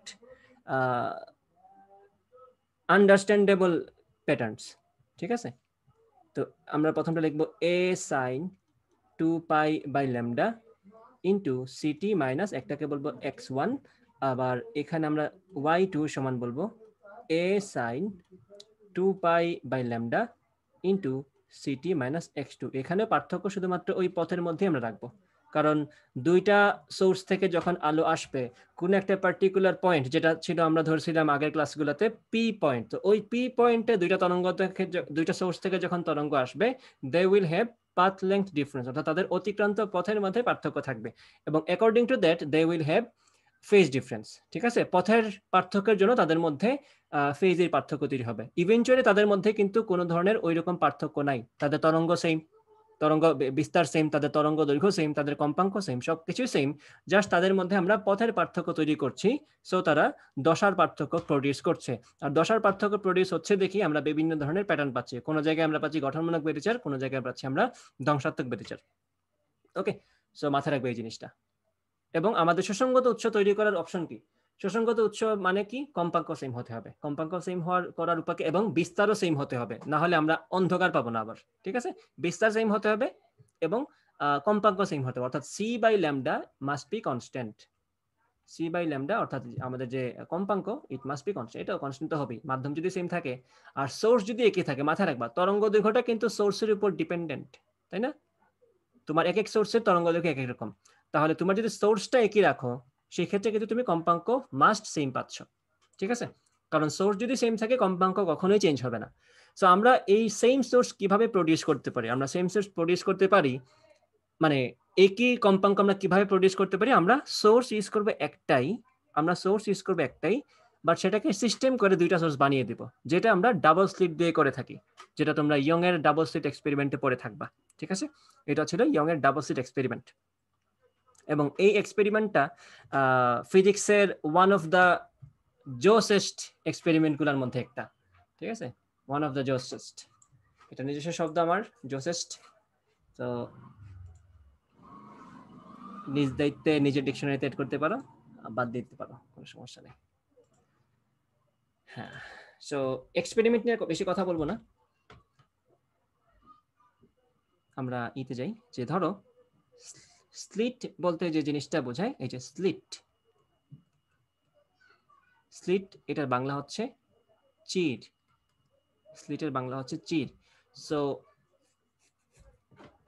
young যেটা করেছিলাম সেটা হচ্ছে উনি জাস্ট দেখতে চাচ্ছিলেন যে আলোর মধ্যে আলোর মধ্যে কণা ধর্ম আছে নাকি তরঙ্গ ধর্ম আছে। কজ এই ডিবেট মানে সেঞ্চুরির পর সেঞ্চুরি ধরে চলে আসতেছে যে তোমার আলো কণা নাকি তরঙ্গ। আলো যদি কণা ধর্ম দেখায় তাহলে তো কণা, আলো যদি তরঙ্গ ধর্ম দেখায় তাহলে সেটা তরঙ্গ। বাট দেখা গেল আলো দুইটা ধর্মই দেখায়, যখন কখনো সে কণার মতো বিহেভ করে, কখনো সে তরঙ্গের মতো বিহেভ করে।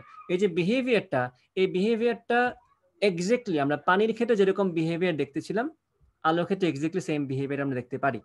ওকে, কিভাবে ছিল পানির ক্ষেত্রে, ধরো এইভাবে যদি এরকম দুইটা স্লিট যদি আমি তৈরি করি, এরকম যদি দুইটা লম্বা লম্বা ফুটা থাকে, এরকম যদি ফুটা থাকে, আমি যদি এখান থেকে পানির ওয়েভ ছাড়ি, পানির তরঙ্গ ছাড়ি, যে এইভাবেই আমরা তরঙ্গগুলোকে সামনে আগাতে থাকবো, তাই তো, তরঙ্গগুলো সামনে আগাতে থাকবে।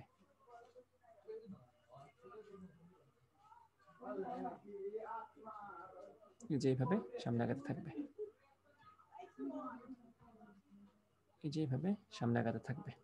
ওকে, তখন দেখো যখন পানির তরঙ্গটা এই দুইটা চিরের মধ্য দিয়ে পাস করবে, যখন এই চিরের মধ্য দিয়ে পাস করবে, তখন কিন্তু জাস্ট এইখানে যে কণাটা ছিল সেটা কিন্তু পাস করতে পারে নাই, এখানে যে ছিল সে কিন্তু পাস করতে পারে নাই, তাহলে তাদের যে অ্যাডভান্সমেন্ট ছিল সেটা হয় নাই, তাহলে এই জায়গা দিয়ে পাস করছে শুধুমাত্র। তাহলে এই জায়গাতে কি হচ্ছে, এই জায়গা থেকে যদি আলো বের হয়, আমি যদি অপর পাশটা তোমাদেরকে ধরো আমাদের একটা চশমা আছে যেটাতে আমরা অপর পাশ দেখতে পারি ভালো মতো, ব্যাটম্যানের চশমা আছে মনে করো আমার কাছে, এরকম ভাবে সে আগাচ্ছে।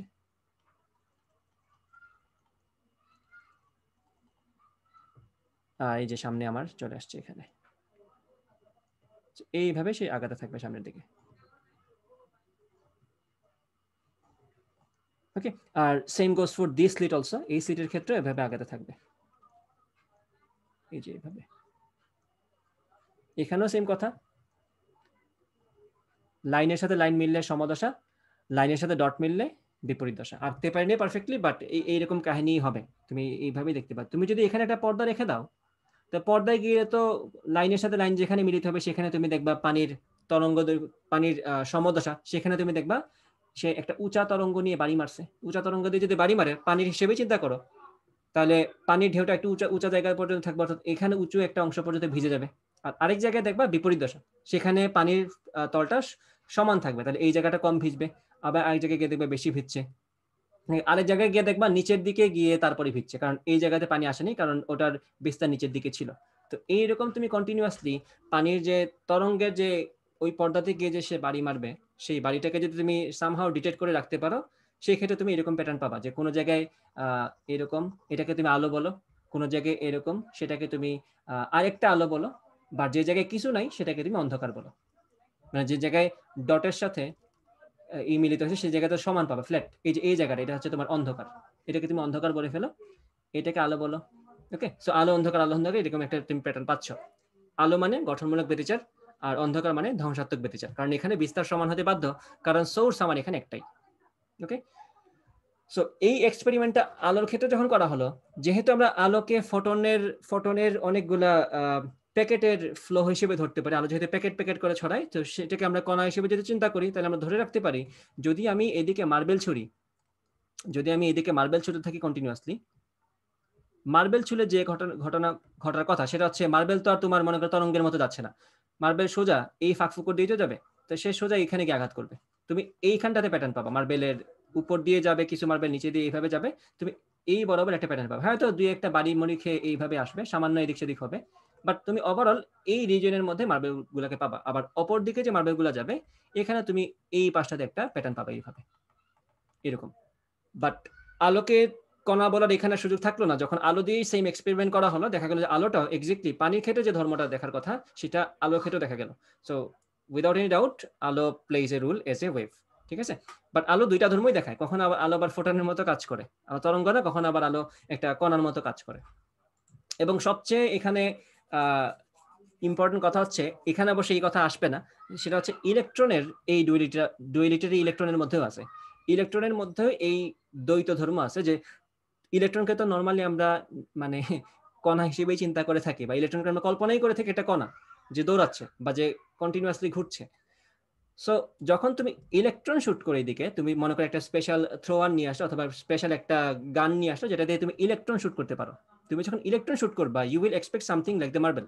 ঠিক আছে, তুমি মার্বেলের মতো কিছু একটা এক্সপেক্ট করছো, যে তোমার ইলেকট্রনগুলো এইখানে প্যাটার্ন তৈরি করবে এবং এইখানে প্যাটার্ন তৈরি করবে, মানে এইখানের কাছাকাছি থাকবে আর ওখানে কাছাকাছি থাকবে।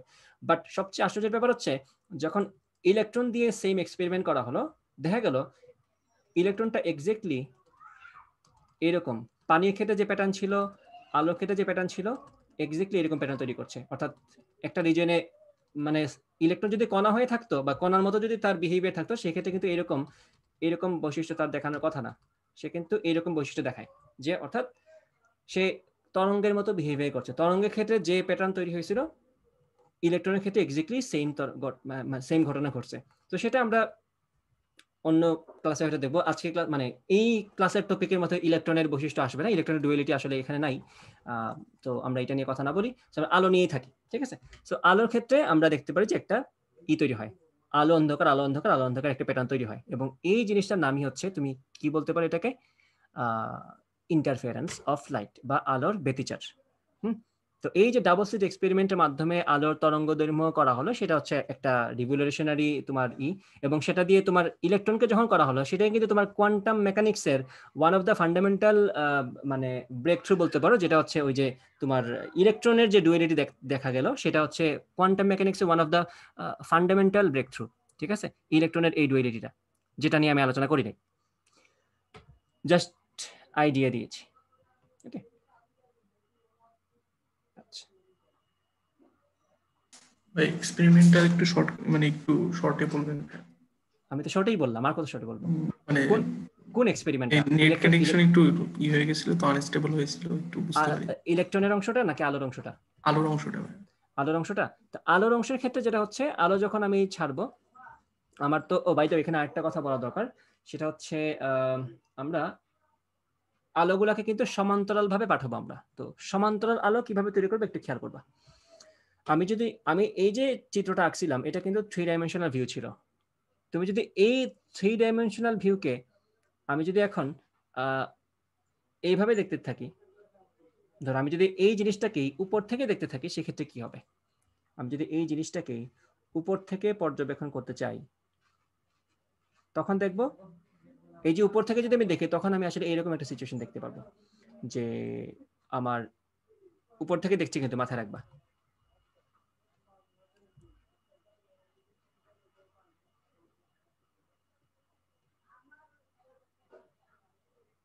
স্লেট কিন্তু নর্মালি খুবই চিকন একটা জিনিস। এই যে চিকন চিকন, কজ তুমি তো তখন সামনে থেকে দেখছিলে, এখন দেখতেছো উপর থেকে, তাই তুমি জাস্ট এই ছিদ্রের মতো অংশটাই দেখতে পাচ্ছ। মনে করো ছিদ্র তুমি দেখতে পাচ্ছ। ওকে, সো এখন যখন আলো আসবে, আমরা কি করব খেয়াল করবা, আমরা একটা লাইট সোর্স তো ইউজ করবো এখানে। এইটা আমাদের সোর্স মনে করো, যেখান থেকে আমাদের আলো আসছে, এবং অসীম থেকে যদি আলো আসে, সেক্ষেত্রে কিন্তু আলোক রশ্মি সমান্তরাল হয়ে থাকে। তো যেহেতু আলো অসীম থেকে আসছে না এখানে, আমরা সমান্তরাল বানাবো কিভাবে? আমরা সমান্তরাল বানাবো এই সোর্সটাকে আমরা একটা লেন্সের ফোকাল লেন্থের মধ্যে রেখে দিব। ঠিক আছে, আমরা এই লেন্সটাকে, একটা লেন্স নিব, এই লেন্সটাকে এমনভাবে রাখবো যাতে করে এই সোর্সটা আমাদের লেন্সের ফোকাস দূরত্বে থাকে। তো তোমরা নিশ্চয়ই জানো, যদি একটা লেন্সের ফোকাস থেকে আমরা আলো ফেলি, সেক্ষেত্রে সেটা লেন্সে আপতিত হওয়ার পর তারা সমান্তরাল হয়ে যায়। আমরা যদি এইভাবে চিন্তা করতে চাই, কি মানে রৈখিকভাবে চিন্তা করতে চাই, তাহলে জিনিসটা দেখতে এরকম হবে। ওকে, আর তরঙ্গের মধ্যে চিন্তা করলে তো তরঙ্গের মধ্যে চিন্তা করতে পারে, কোনো সমস্যা নেই। এই যে এইভাবে যাবে আলোটা, যদি এইভাবে আসে, এইভাবে যদি আসে আলোটা, নাহলে তো আবার তুমি এইরকম একটা কিছু পেয়ে যাবে, এইভাবে পাবা, এভাবে পাবা, বাস তুমি সেগুলোকে সমান্তরাল করে ফেলতে যাচ্ছ আর কি। তো সমান্তরাল করলে যেটা হয়, সেটা হচ্ছে তুমি এইরকম পাবা, তরঙ্গ মুখ পাবা।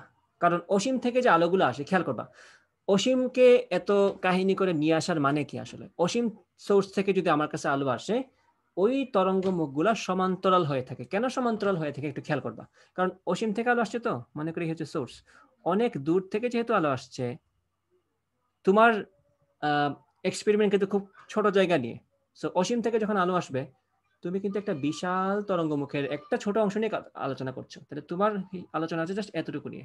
সো এতটুকু জায়গাকে তুমি কিভাবে দেখবা? এতটুকু জায়গাকে তুমি একটা সরলরেখা হিসেবে দেখবা। তাহলে পরের তরঙ্গমুখ যেটা আসবে সেটাকেও তুমি এইভাবেই দেখবা। দেখো এটা আসে না কেন, এইভাবে। তো পরের তরঙ্গমুখটা তুমি এইভাবেই দেখবা। তো এইভাবে তুমি দেখতে থাকবা যে তোমার তরঙ্গমুখগুলো সমান্তরাল, যদিও তারা আসলে অনেক বড় একটা বৃত্তের চাপ, বাট তোমার ইউজ কেস অনুযায়ী তারা হচ্ছে সমান্তরাল। ঠিক আছে, তো এই হচ্ছে তাদের হিসাবটা। অর্থাৎ এটা একটা সোর্স হিসেবে কাজ করছে, এটা একটা সোর্স হিসেবে কাজ করছে, এটা একটা সোর্স হিসেবে কাজ করছে। যেগুলা সোজা ছিল যেগুলা সোজা ছিল সোর্স থেকে আসার পরে, এখানে এগুলো তো সোজা ছিল, এই যে দেখো এইভাবে আসবে, এটা এখানে আসবে, এইভাবে এইভাবে এইভাবে, এখানে আবার তুমি সমান্তরাল একটা পাবা, একই রেখা বরাবর পাবা। কিন্তু কাহিনী হচ্ছে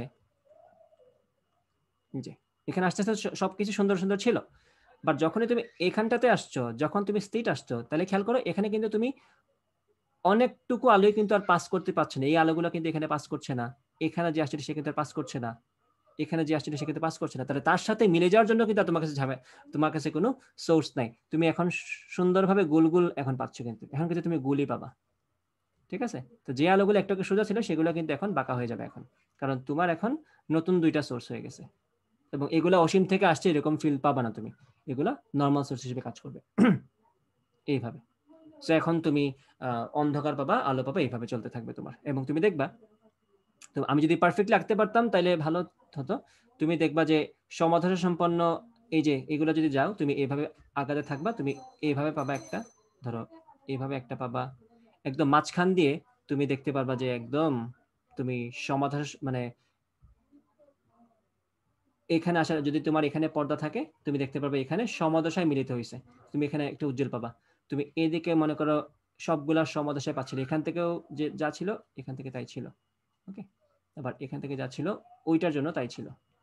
যদি লাইন লাইন মিলিত হয়ে যায়, তুমি এইভাবে আগাতে থাকবা, এই যে এইভাবে মনে করো এটা এইভাবে আসছিল, এইভাবে আস্তে আস্তে তুমি এখানে একটা উজ্জ্বল আলো পাবা। আর যেখানে তোমার সমদশা আর বিপরীত দশা মানে ডটেড লাইনের সাথে তোমার একটা লাইন যুক্ত হয়ে গেছে, সেখানে তুমি অন্ধকার পাবা। অর্থাৎ আলো অন্ধকার আলো অন্ধকার, এরকম তুমি একটা প্যাটার্ন দেখতে পাবা, যেটা তোমার পানির ক্ষেত্রে হয়েছিল এক্স্যাক্টলি সেটাই তোমার আলো ক্ষেত্রে হবে, ওকে।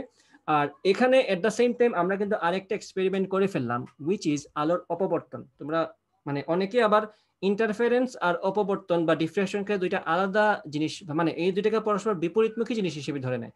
যেমন ধরো আমরা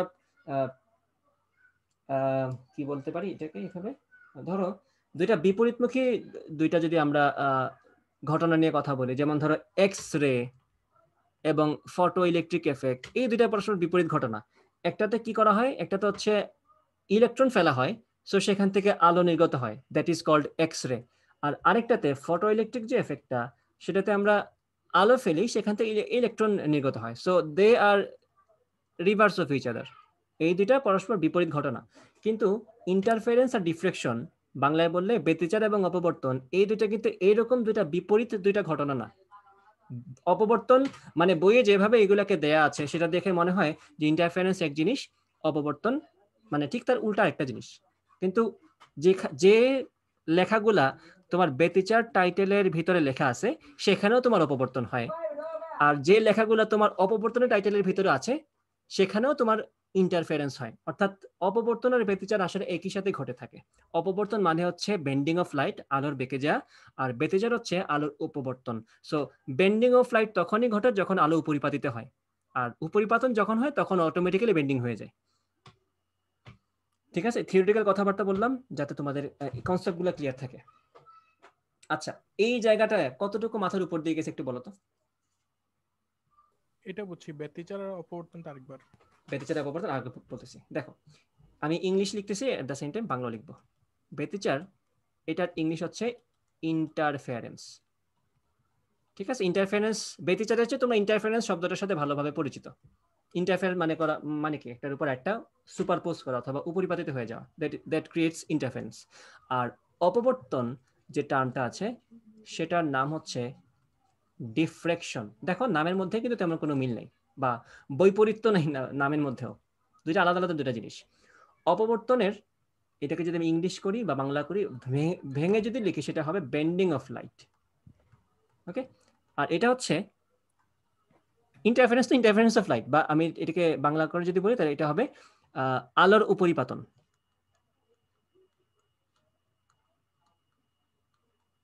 আলোর উপরিপাতন। সো আমি যেটা বলতে চাচ্ছি সেটা হচ্ছে তুমি যখন বইয়ে পড়বা তখন তোমার এটা ভাবার কোনো সুযোগ নাই যে আমি যখন ইন্টারফারেন্স পড়ছি, ধরো আমাদের বইয়ে ইন্টারফারেন্স শুধুমাত্র ওই যে ডাবল স্লিট ইন্টারফারেন্সকেই ইন্টারফারেন্স হিসেবে বলা আছে, যে ইয়ং এর দ্বিচির পরীক্ষা। এছাড়া বাকি যে দুইটা আছে যে একক চির অপবর্তন আর আরেকটা আছে তোমার গ্রেটিং অপবর্তন। তো তুমি এইভাবে চিন্তা করিও না যে অপবর্তন পড়ার সময় যে এখন আমি একক চির অপবর্তন পড়তেছি, এখন আমি গ্রেটিং অপবর্তন পড়ছি। দিজ আর নট ইন্টারফারেন্স, এরকম কিছু না। তুমি যেখানে অপবর্তন পড়ছো ওইখানেও তুমি ইন্টারফারেন্স ঘটছে, তুমি কিন্তু ওইখানেও তরঙ্গের উপরিপাতন করতেছো। আর যে জায়গায় তুমি ব্যতিচার পড়ছো সেখানেও তো তোমার আলোটা বেঁকে যাচ্ছে। সো যেখানে ব্যতিচার সেখানেও অপবর্তন, যেখানে অপবর্তন সেখানেও ব্যতিচার, মানে দুইটা একই সাথে ঘটে থাকে। কথা কি বোঝা গেছে এখন?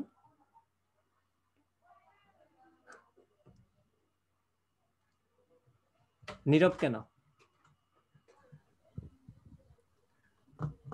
Safayet Jamil,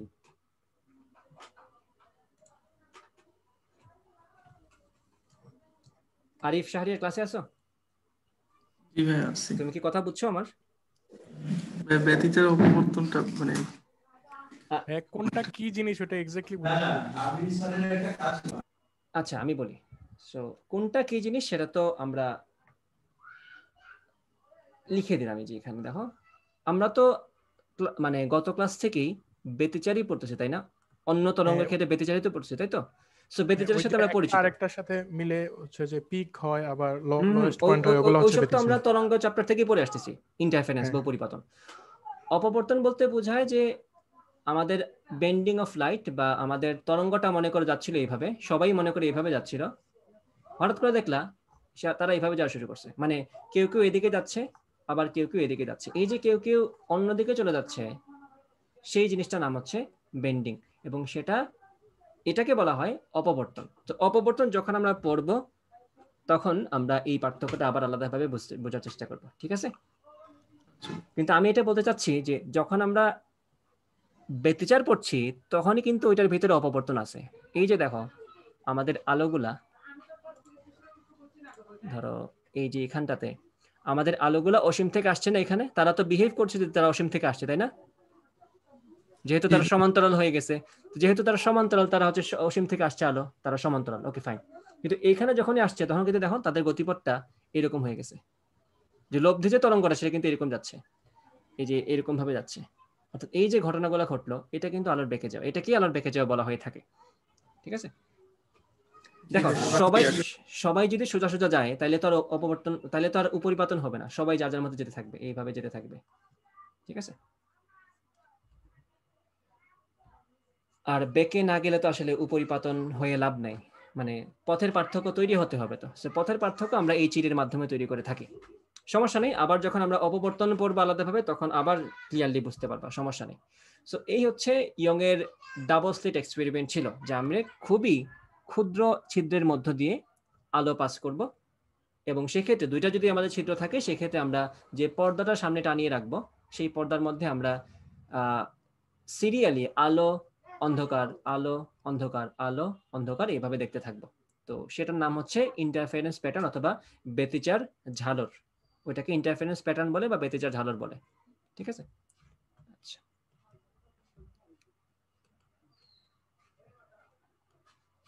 interference pattern, or এটার ইংলিশ বাংলা হচ্ছে ব্যতিচার ঝালর। ঝালর মানেই প্যাটার্ন,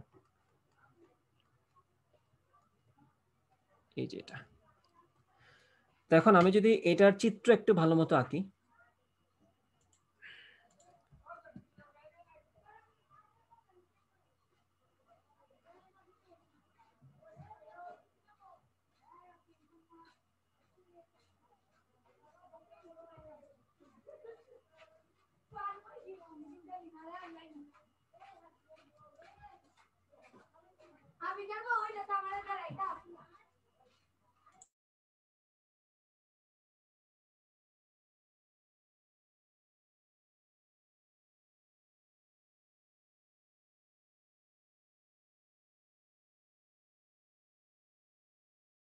এই যে দেখো এখানে আমাদের এখান থেকে এই হচ্ছে আমাদের একটা স্লিট, এই হচ্ছে একটা স্লিট। আমরা দেখছি কোন জায়গা থেকে, উপর থেকে আমরা দেখছি।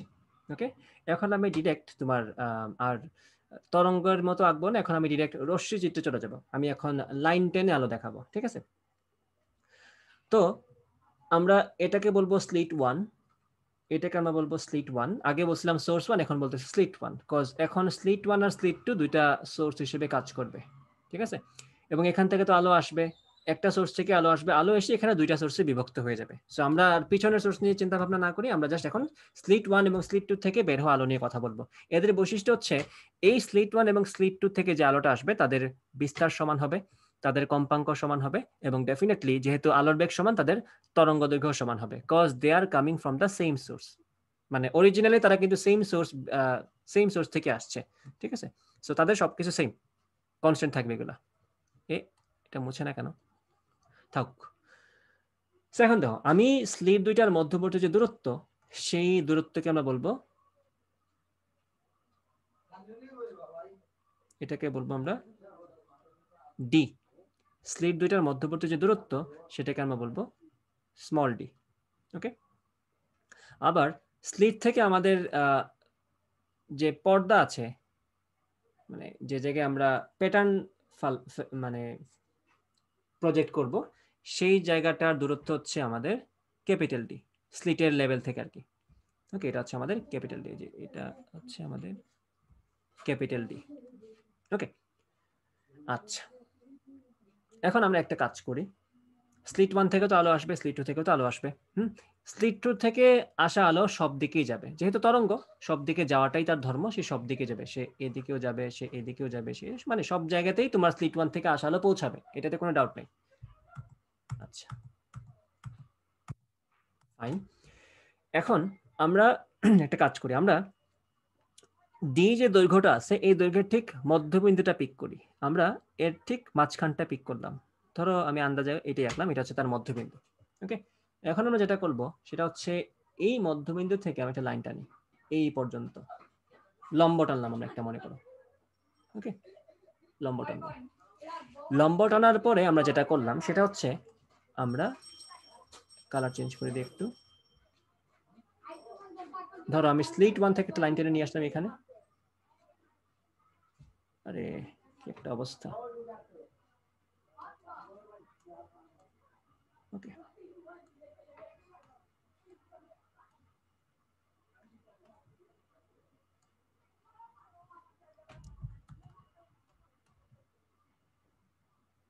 স্লিট 1 থেকে একটা লাইন এখানে নিয়ে আসলাম আমরা,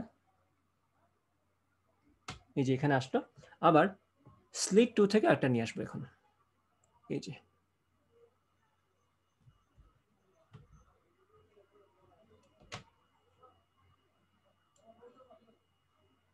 এখানে চলে আসলো। এটাকে একটু টেনে এদিকে বসাই দিই। ঠিক আছে, এখন তোমরা কি এখানে কোনো বৈশিষ্ট্য দেখতে পাচ্ছ? ধরো এই যে পয়েন্টটা, এটা মনে করো ও পয়েন্ট, এটা হচ্ছে মনে করো ও পয়েন্ট। ওকে, তাহলে আমরা কি S1O এবং S2O এই দুইটার দৈর্ঘ্য সমান বলতে পারি কিনা বলো তো? বলো, S1O এবং S2O এই দুইটার দৈর্ঘ্য সমান বলতে পারি কিনা?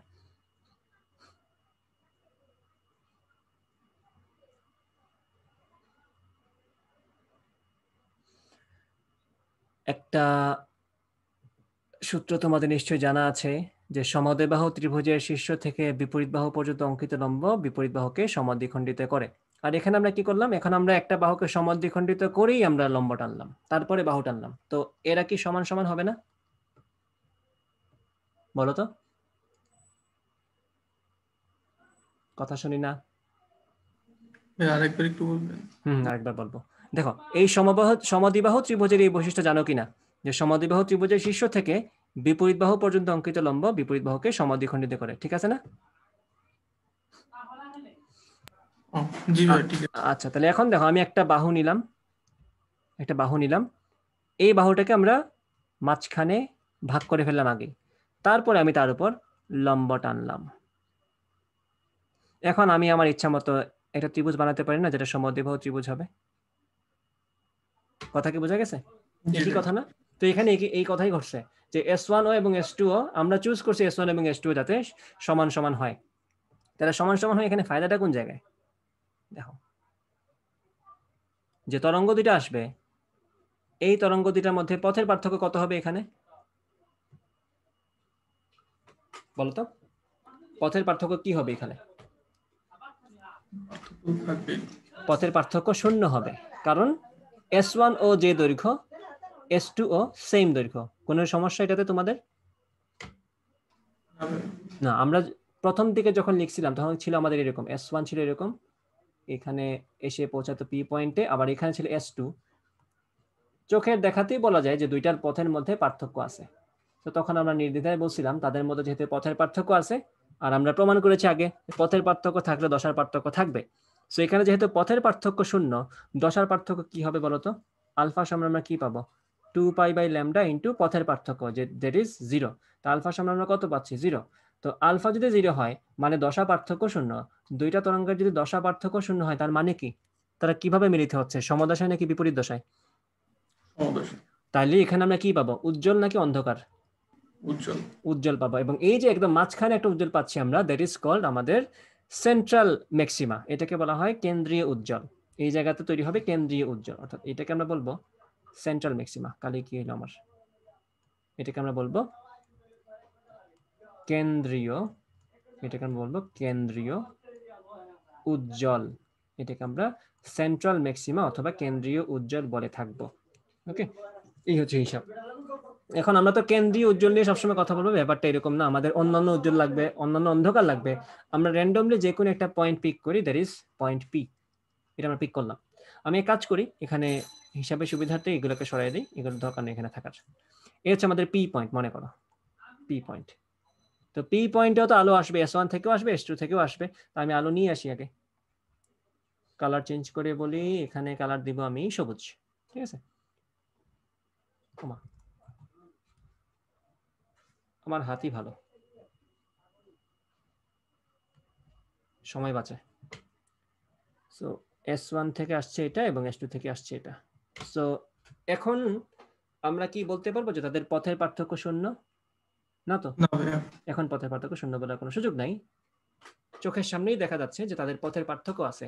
S2P এখানে সাইজে একটু বড়, S1P সাইজে একটু ছোট, অর্থাৎ পথের মধ্যে যদি পার্থক্য থাকে, দশার মধ্যে পার্থক্য থাকবে।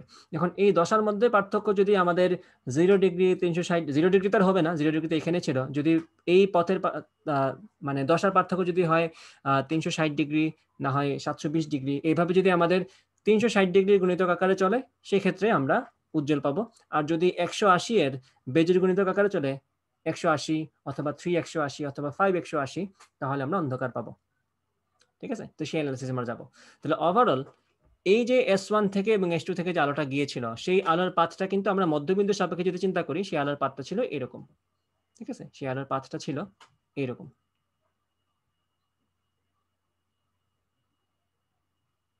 সেই আলোর পাথটা এরকম ছিল। আবার আমরা যদি পরবর্তীতে যখন পি পয়েন্টে আমরা গেছি, তখন যদি আমরা আলোর পাথটা বলি, সেটাকে আমরা বলবো এই পাথটা, এই পাথে আমাদের আলোটা গিয়েছে ওভারঅল। ওকে, মানে একদম মাঝখান থেকে যে ডিরেকশনটা পাই আমরা, যেখানে মিলিত হয়েছে, সেই ডিরেকশনটাকে আমরা ওই সেট অফ কি বলে রের আমরা কি বলবো, ডিরেকশন বলবো। তো এই হচ্ছে তার ডিরেকশন। এখন কালো দিয়ে বোঝালাম আমরা মধ্য যে রশ্মিটা, সেটা। আচ্ছা, এটা। তাহলে ওভারঅল এখান থেকে বলা যায় যে আমাদের আলোটা কত ডিগ্রি কোণে বেঁকে গেছে। ধরো এই যে সে ছিল কেন্দ্রীয় উজ্জ্বল বরাবর, এখন সে পি এর দিকে যাচ্ছে। তো তো সেটার বিচ্যুতি মনে করেন আমি বললাম থিটা পরিমাণ। ওকে, সেই বিচ্যুতিটা আমি বললাম থিটা পরিমাণ। তাহলে আলোটা থিটা পরিমাণে বেঁকে গেছে। ওকে, থিটা পরিমাণ আলো বেঁকে গেছে। এখন আমরা এখান থেকে বের করব যে আমাদের পি পয়েন্টে S1 থেকে আসা আলো এবং S2 থেকে আসা আলোর মধ্যে পথের পার্থক্য কত। কারণ পথের পার্থক্য আমাদের লাগবে আমরা দশা পার্থক্য বের করতে গেলে। আর দশা পার্থক্য লাগবে আমরা উজ্জ্বল অন্ধকার ডিটারমিন করতে গিয়ে। সো আমরা দিন শেষে পথের পার্থক্যের উপর ডিপেন্ডেন্ট।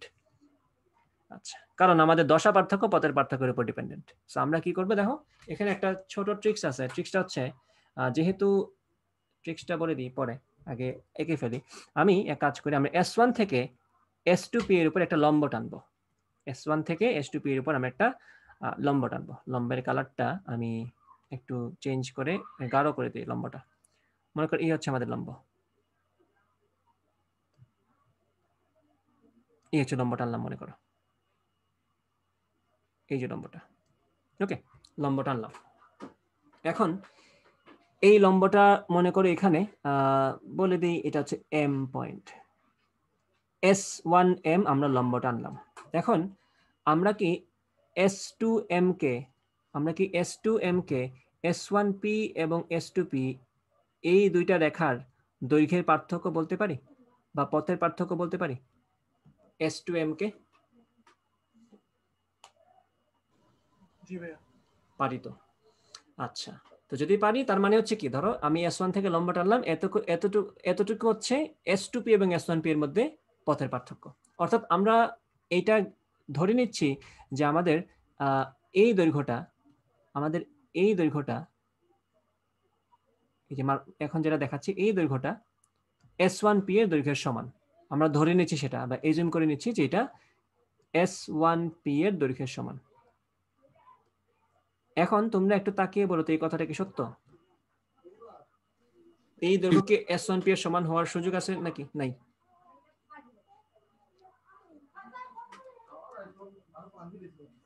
একটু তাকাও ভালো করে, দেখে মনে হয় অনেক কিছুই, বাট আসলে এটা কতটুকু সত্য সেটা জ্যামিতিকভাবে চেক করা উচিত।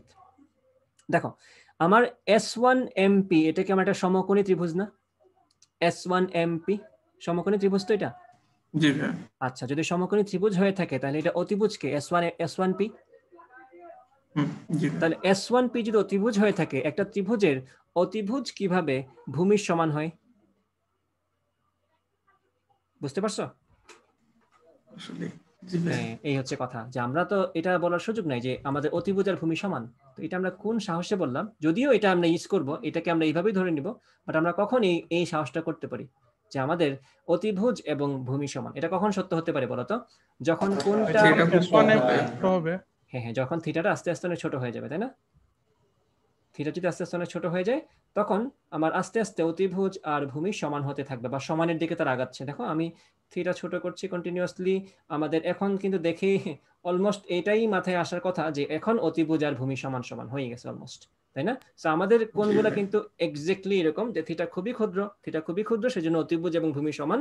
তো এই অ্যাজাম্পশন আমরা করে ফেলতে পারি কোনো সমস্যা ছাড়া, ঠিক আছে? তো এই ক্ষেত্রে আমাদের থিটা, এই যে আমরা কথা বলে S1P, এটা বলার সাহস করার কারণ হচ্ছে যে আমার থিটা এখানে বলতেই হবে খুবই ক্ষুদ্র। থিটা খুবই ক্ষুদ্র দেখেই এই কথাটা বলা যায়। এটা টেন্ডস টু 0, অতিভুজ টেন্ডস টু ভূমি। হ্যাঁ, ওইটাই। তো এখন যেহেতু এটা বলা যায়, এখান থেকে আর অনেক কিছুই বলা যায়। দাঁড়াও,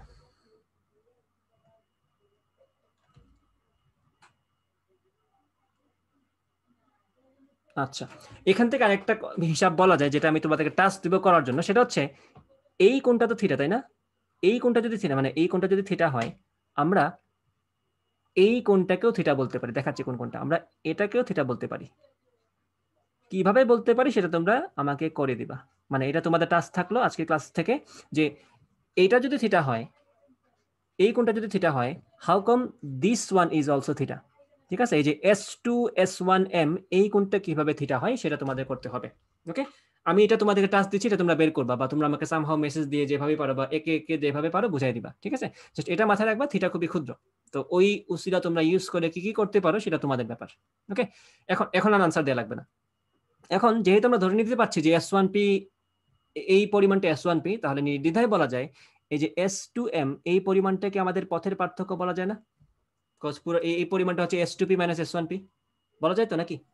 জি ভাইয়া। হ্যাঁ, তাহলে ডেল্টা x সমান যেহেতু আমাদের S2P মাইনাস S1P, সেক্ষেত্রে এটা বলা যায়। ওকে, এখন দেখো, ডেল্টা এক্স কে এখন কিন্তু আমরা জ্যামিতিকভাবে প্রকাশ করতে পারি ডি এর মাধ্যমে। এটা যদি থিটা হয়ে যায়, এটা যদি থিটা হয়, এটা হচ্ছে আমাদের লম্ব, এটা হচ্ছে আমাদের অতিভুজ। তাইলে এখান থেকে আমরা বলতে পারি যে delta x is equal two D sine theta. এটা কিন্তু এখান থেকে বলা যায়, নির্দ্বিধায় বলা যায়। সাইনের সূত্র খাটাও, পেয়ে যাবা। তো ডেল্টা এক্স সমান ডি সাইন থিটা। সো গত ক্লাসে আমরা ডেল্টা এক্স এর জন্য যে সূত্রগুলো বের করছিলাম, যে পথের পার্থক্য এত হলে আমরা গঠনমূলক ব্যতিচার পাবো, পথের পার্থক্য এত হলে আমরা ধ্বংসাত্মক ব্যতিচার পাবো, সেই কথাগুলো আমরা ডি সাইন থিটার জন্য এখন বলে দিব। আমরা বলবো গত ক্লাসে কি বলছিলাম সেটাকে বলে দিই। সেটা হচ্ছে ডেল্টা এক্স সমান যদি আমাদের এন ল্যামডা হতো, অর্থাৎ ল্যামডা 2 ল্যামডা 3 ল্যামডা এরকম যদি হয়, সেক্ষেত্রে আমরা পাবো গঠনমূলক অথবা কনস্ট্রাকটিভ ইন্টারফারেন্স। সেক্ষেত্রে আমরা গঠনমূলক ব্যতিচার পাবো। যদি ডেল্টা এক্স আমাদের 2n মাইনাস 1 ল্যামডা বাই 2 অর্থাৎ ল্যামডা বাই 2 এর বেজোড় গণিতক হয়, সেক্ষেত্রে আমরা পাবো ধ্বংসাত্মক ব্যতিচার। ধ্বংসাত্মক ব্যতিচার। ও বাইদে এখানে একটা কথা, তোমরা বেজোড় মানে 2n মাইনাস 1 ও বলতে পারো, বেজোড় দিয়ে তোমরা 2n প্লাস 1 ও 1 দিয়েও বেজোড় প্রকাশ করতে পারো। বাট 2n মাইনাস 1 এর নিজস্ব একটা মানে সুবিধা আছে, সেটা আমরা যখন কিছু সূত্রের জন্য কিছু মানে কাজ করব, সেক্ষেত্রে সেটা বুঝতে পারবা। এর আগে মাথায় রাখো যে 2n প্লাস 1 ইউজ করা যায়, 2n মাইনাস 1 ইউজ করা যায়, because both do the same thing. তুমি যদি 2n প্লাস 1 কে বেজোড় সংখ্যা বলো, তখন তোমার n এর মান শুরু করা লাগবে 0 দিয়ে, কারণ তোমার প্রথম বেজোড় সংখ্যা তো 1, তাই না? তখন তুমি 1 পাচ্ছ, n এর ভ্যালু 1 এর জন্য তুমি পাচ্ছ 3, এরপরে 5 পাচ্ছ। বাট তুমি যদি 2n মাইনাস 1 দাও, সেক্ষেত্রে কিন্তু তুমি 1 দিয়ে শুরু করতে পারছো, সেক্ষেত্রে তোমার 0 দিয়ে শুরু করতে হচ্ছে না। তো ইন্ডেক্সিং এর ব্যাপারটা এখানে চলে আসে। 2n মাইনাস 1 দিলে আমি n এর ভ্যালু শুরু করব 1 থেকে, 2n প্লাস 1 দিলে আমি n এর ভ্যালু শুরু করবো 0 থেকে। তো সেটা তোমার নিজস্ব একদম পার্সোনাল ব্যাপার। বাট আমি যেভাবে সূত্র ডিজাইন করব, তোমার সেভাবে যদি বোঝার সুবিধা মানে ইচ্ছা থাকে, সেক্ষেত্রে তুমি 2n মাইনাস 1 দাও, ঠিক আছে? তো তোমার নিজেরও কাজে লাগবে। আচ্ছা, সো এই হচ্ছে ধ্বংসাত্মক ব্যতিচার। সো যেহেতু আমরা ডেল্টা এক্স এর জায়গায় এখন ডি সাইন থিটা বলতে পারি, we can do the same thing for d sine theta also. আমরা বলবো d sine theta is equal to delta x is equal to n lambda, আর ডি সাইন থিটা সমান delta x সমান 2n minus 1 lambda by 2। যদি এটা হয় তাহলে ধ্বংসাত্মক ব্যতিচার, যদি এটা হতো তাহলে গঠনমূলক ব্যতিচার ছিল।